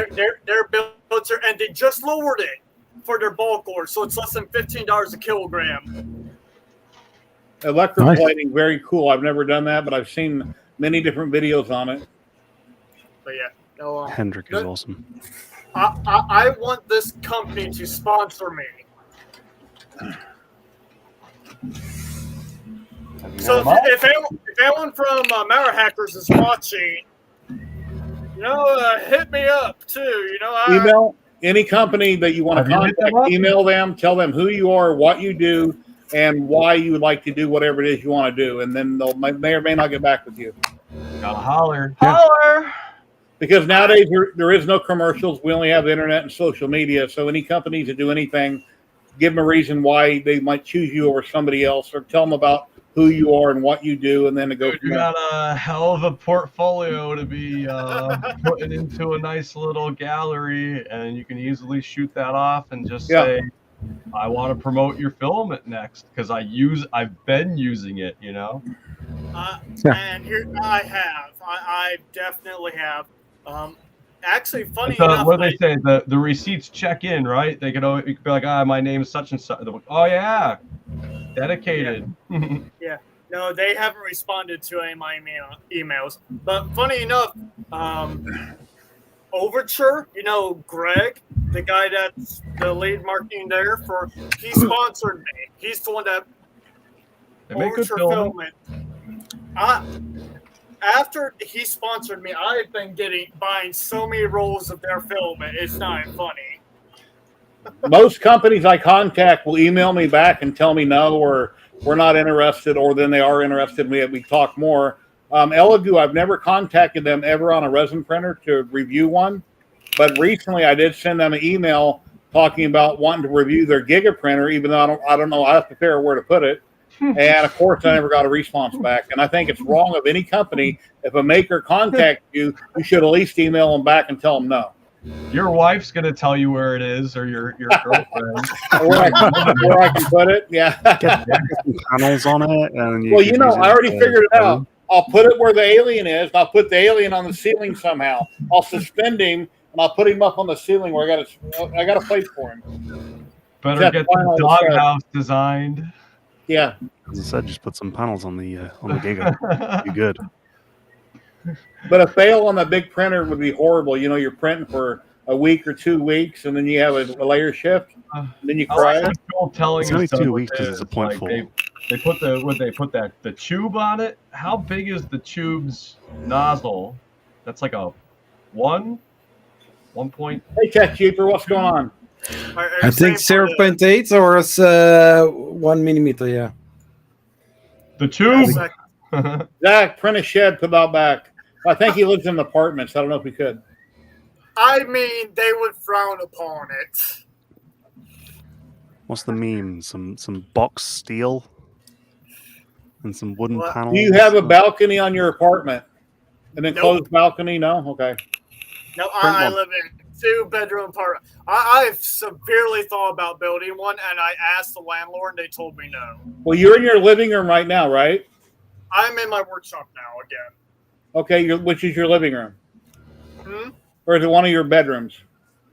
Well, I can't do the 1-bedroom because, I want to keep that private for Okay. obvious reasons. This workshop, Because of OnlyFans, right? Yeah. yeah, we'll go with that. Yeah, his other channel. The living room, it's not that big of a. Oh, come on. You want to keep things Adventure. separated. Well, I wanted to put a lot of my prints in my main living room. My wife's like, no. We got a big giant wall unit we could put stuff on. She's not in the living room much, so I don't see why she cares. But a lot of stuff I like to Because move it's in not there. the place for your printer, Jerry. Well, the thing is, though, You I gotta live have alone. separation. I live. Alexa, turn off bedroom lights. I live alone, Alexa. Alexa, do everything. It's that South Park episode. Alexa, leave me alone. So this is my living room. As there's a massive 3D print here. Yeah. I mean, you got to put them together somewhere, right? And my kitchen. Yeah. My kitchen. Oh yeah, my kitchen. I kind My of living room. over there. So I have 3D prints in every room. Oh, hey, Oreo. The cat needs Are a you- 3D are you printed single? apple, bro. Are you Yes. okay? Then you get on Match.com, and when you try to find somebody, say 2 questions: Are you into 3D Exactly. printing, and do you have a big house? Do you I'm like staying- 3D printers? Do you like cats? Oh, hey, don't forget Mocha. Wait, where's she at? Wait, Fudge. Smeagol, there you go. Smushed into the corner. Don't film me, Dad. No, I'm staying off online dating like that. I want to meet someone in person. I'm sick of online Yeah. dating. Orange Geiga, rest in peace, kitchen. Yeah. I do I have mean- another room if I can get it straightened up and put stuff away that's taking up most of the room. I can have a paint room. I need to set up a paint room, and I do have an area for it. It'd be good So for that- New York, because then if you're, like you're trying to save on heat, you got the heated bed. I see hairspray. Yeah. So Yeah. this is my workshop. Nice. He's holding Yeah, I his can see some space over there. tablet up over his head, probably there. Okay. Yes, I am. If you saw angle side, you would just see a moron with their laptop over your head, like. Yeah, I've seen. I wish I didn't have just like 10 days because I'm just seeing your game top and I'm like, I need a tabletop for my tabletop. So I Another- can track my display. Another Zach that we know was that Rocky Mountain Rep Rapper Earp. I forget which one. And he had his laptop and he held it up over his head as he walked up down the aisle. Says, "Hey guys, I'm on the Jerry Show." Anyway, screaming. And There you go. That works out. You got like a little tunnel. it works. Nice. You have renter's insurance? Man, dude, I thought I had goat tracks. You are in the same situation I am. I go into the basement and I have an anxiety attack because I'm like, Okay, so what are the bamboos sat on? Hey Russ, how you doing? What are the bamboo set on? Uh-huh. They're set on a concrete, like it's those posts or concrete poles. Okay, yeah, there's room for a giga there. You just put the No. bamboos on top of another printer. No, Yeah. there isn't. I measured. your Geiga just Oh, becomes your oh. tunnel there. So if your tunnel, just remove that and then you just go through your Giga. So the Giga would actually go inside the living room, and I would enclose it. I have a spot for it. Well, there we go. Just I make sure you have- put a nice top on it, and then you've got a nice table. That's the plan. It's the build surface for the bigger prints. It's fine. You're God. sorted. Yeah. Yeah. No, I like have this. a CRS5 that I need to get operational. Otherwise, it needs to move because that takes up at least 3x3x3 in my basement. That could easily take over 3 small printers. Dollars and cents. So it gets the like if you're doing amazing pieces that could definitely use a Geiga, but Yeah. you got Well, Geiga.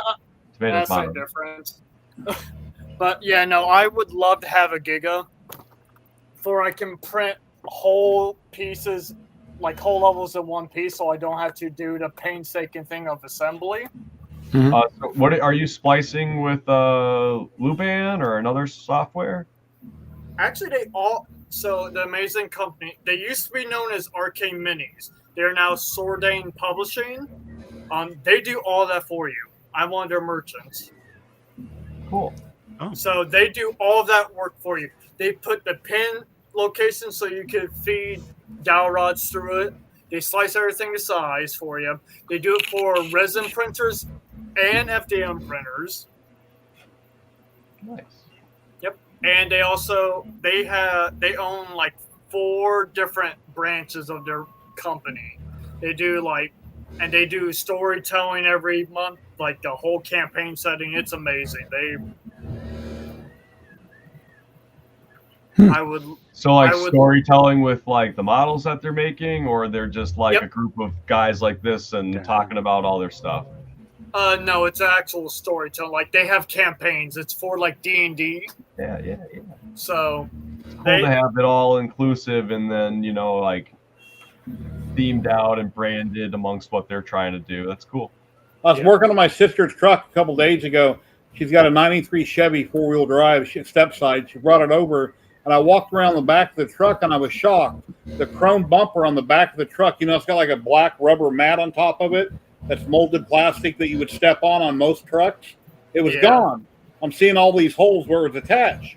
He said somebody stole it, and I guess she had replaced it before for like 60 or 70 bucks, and was at the store one day, her and her husband, and somebody must have ripped it off and stole the second one. I've never in my life seen one of those stolen off a bumper, ever.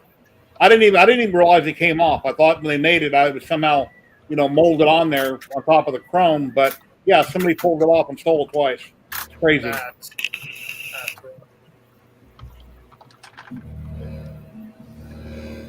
Well, I've been streaming for 3 hours and 20 minutes. There's 24 people watching on Twitch and YouTube. I might try to multi-stream on a TikTok next week. If I have another 100 followers, I'll be able to. I got to read up what you got to do. And then if I do that, that means we'll have YouTube chat, Twitch chat, and TikTok chat. I don't know how that's going to work out. If that'll be a good thing or a bad thing, I'll have to experiment with it. Or maybe I'll have to stream there separately. I'm not really sure yet. I'm going to do that. But I might try to multi-stream all three. So, and the winners, I'll contact you, and you can let me know on the Ziltech what type of filament you'd like from Ziltech.com and your USA mailing address. And the Polymaker winner, I'll contact you, and I'll send you the link after a bit with the link and the code as soon as Polymaker responds to me when I let them know I had a winner. And on Twitch, we're going to raid out to MakerDeck. Let's get the raid going. That'll start here in just a minute. So everybody watching on Twitch, thank you very much. Thank you for the follows. Thank you for the other sub on Twitch. I really appreciate it. And everybody on YouTube, I want everybody to have an awesome day. And here goes the raid on Twitch right now. We'll be back next Saturday, 12 p.m. Pacific, same time, same bat channel. Take care, Twitch people. Take care, everybody. All right. And everybody watching on YouTube and all my guests here, thank you very much for joining. I really appreciate each and every one of you. And you have a great weekend. Take care, guys. You too. Have a great one.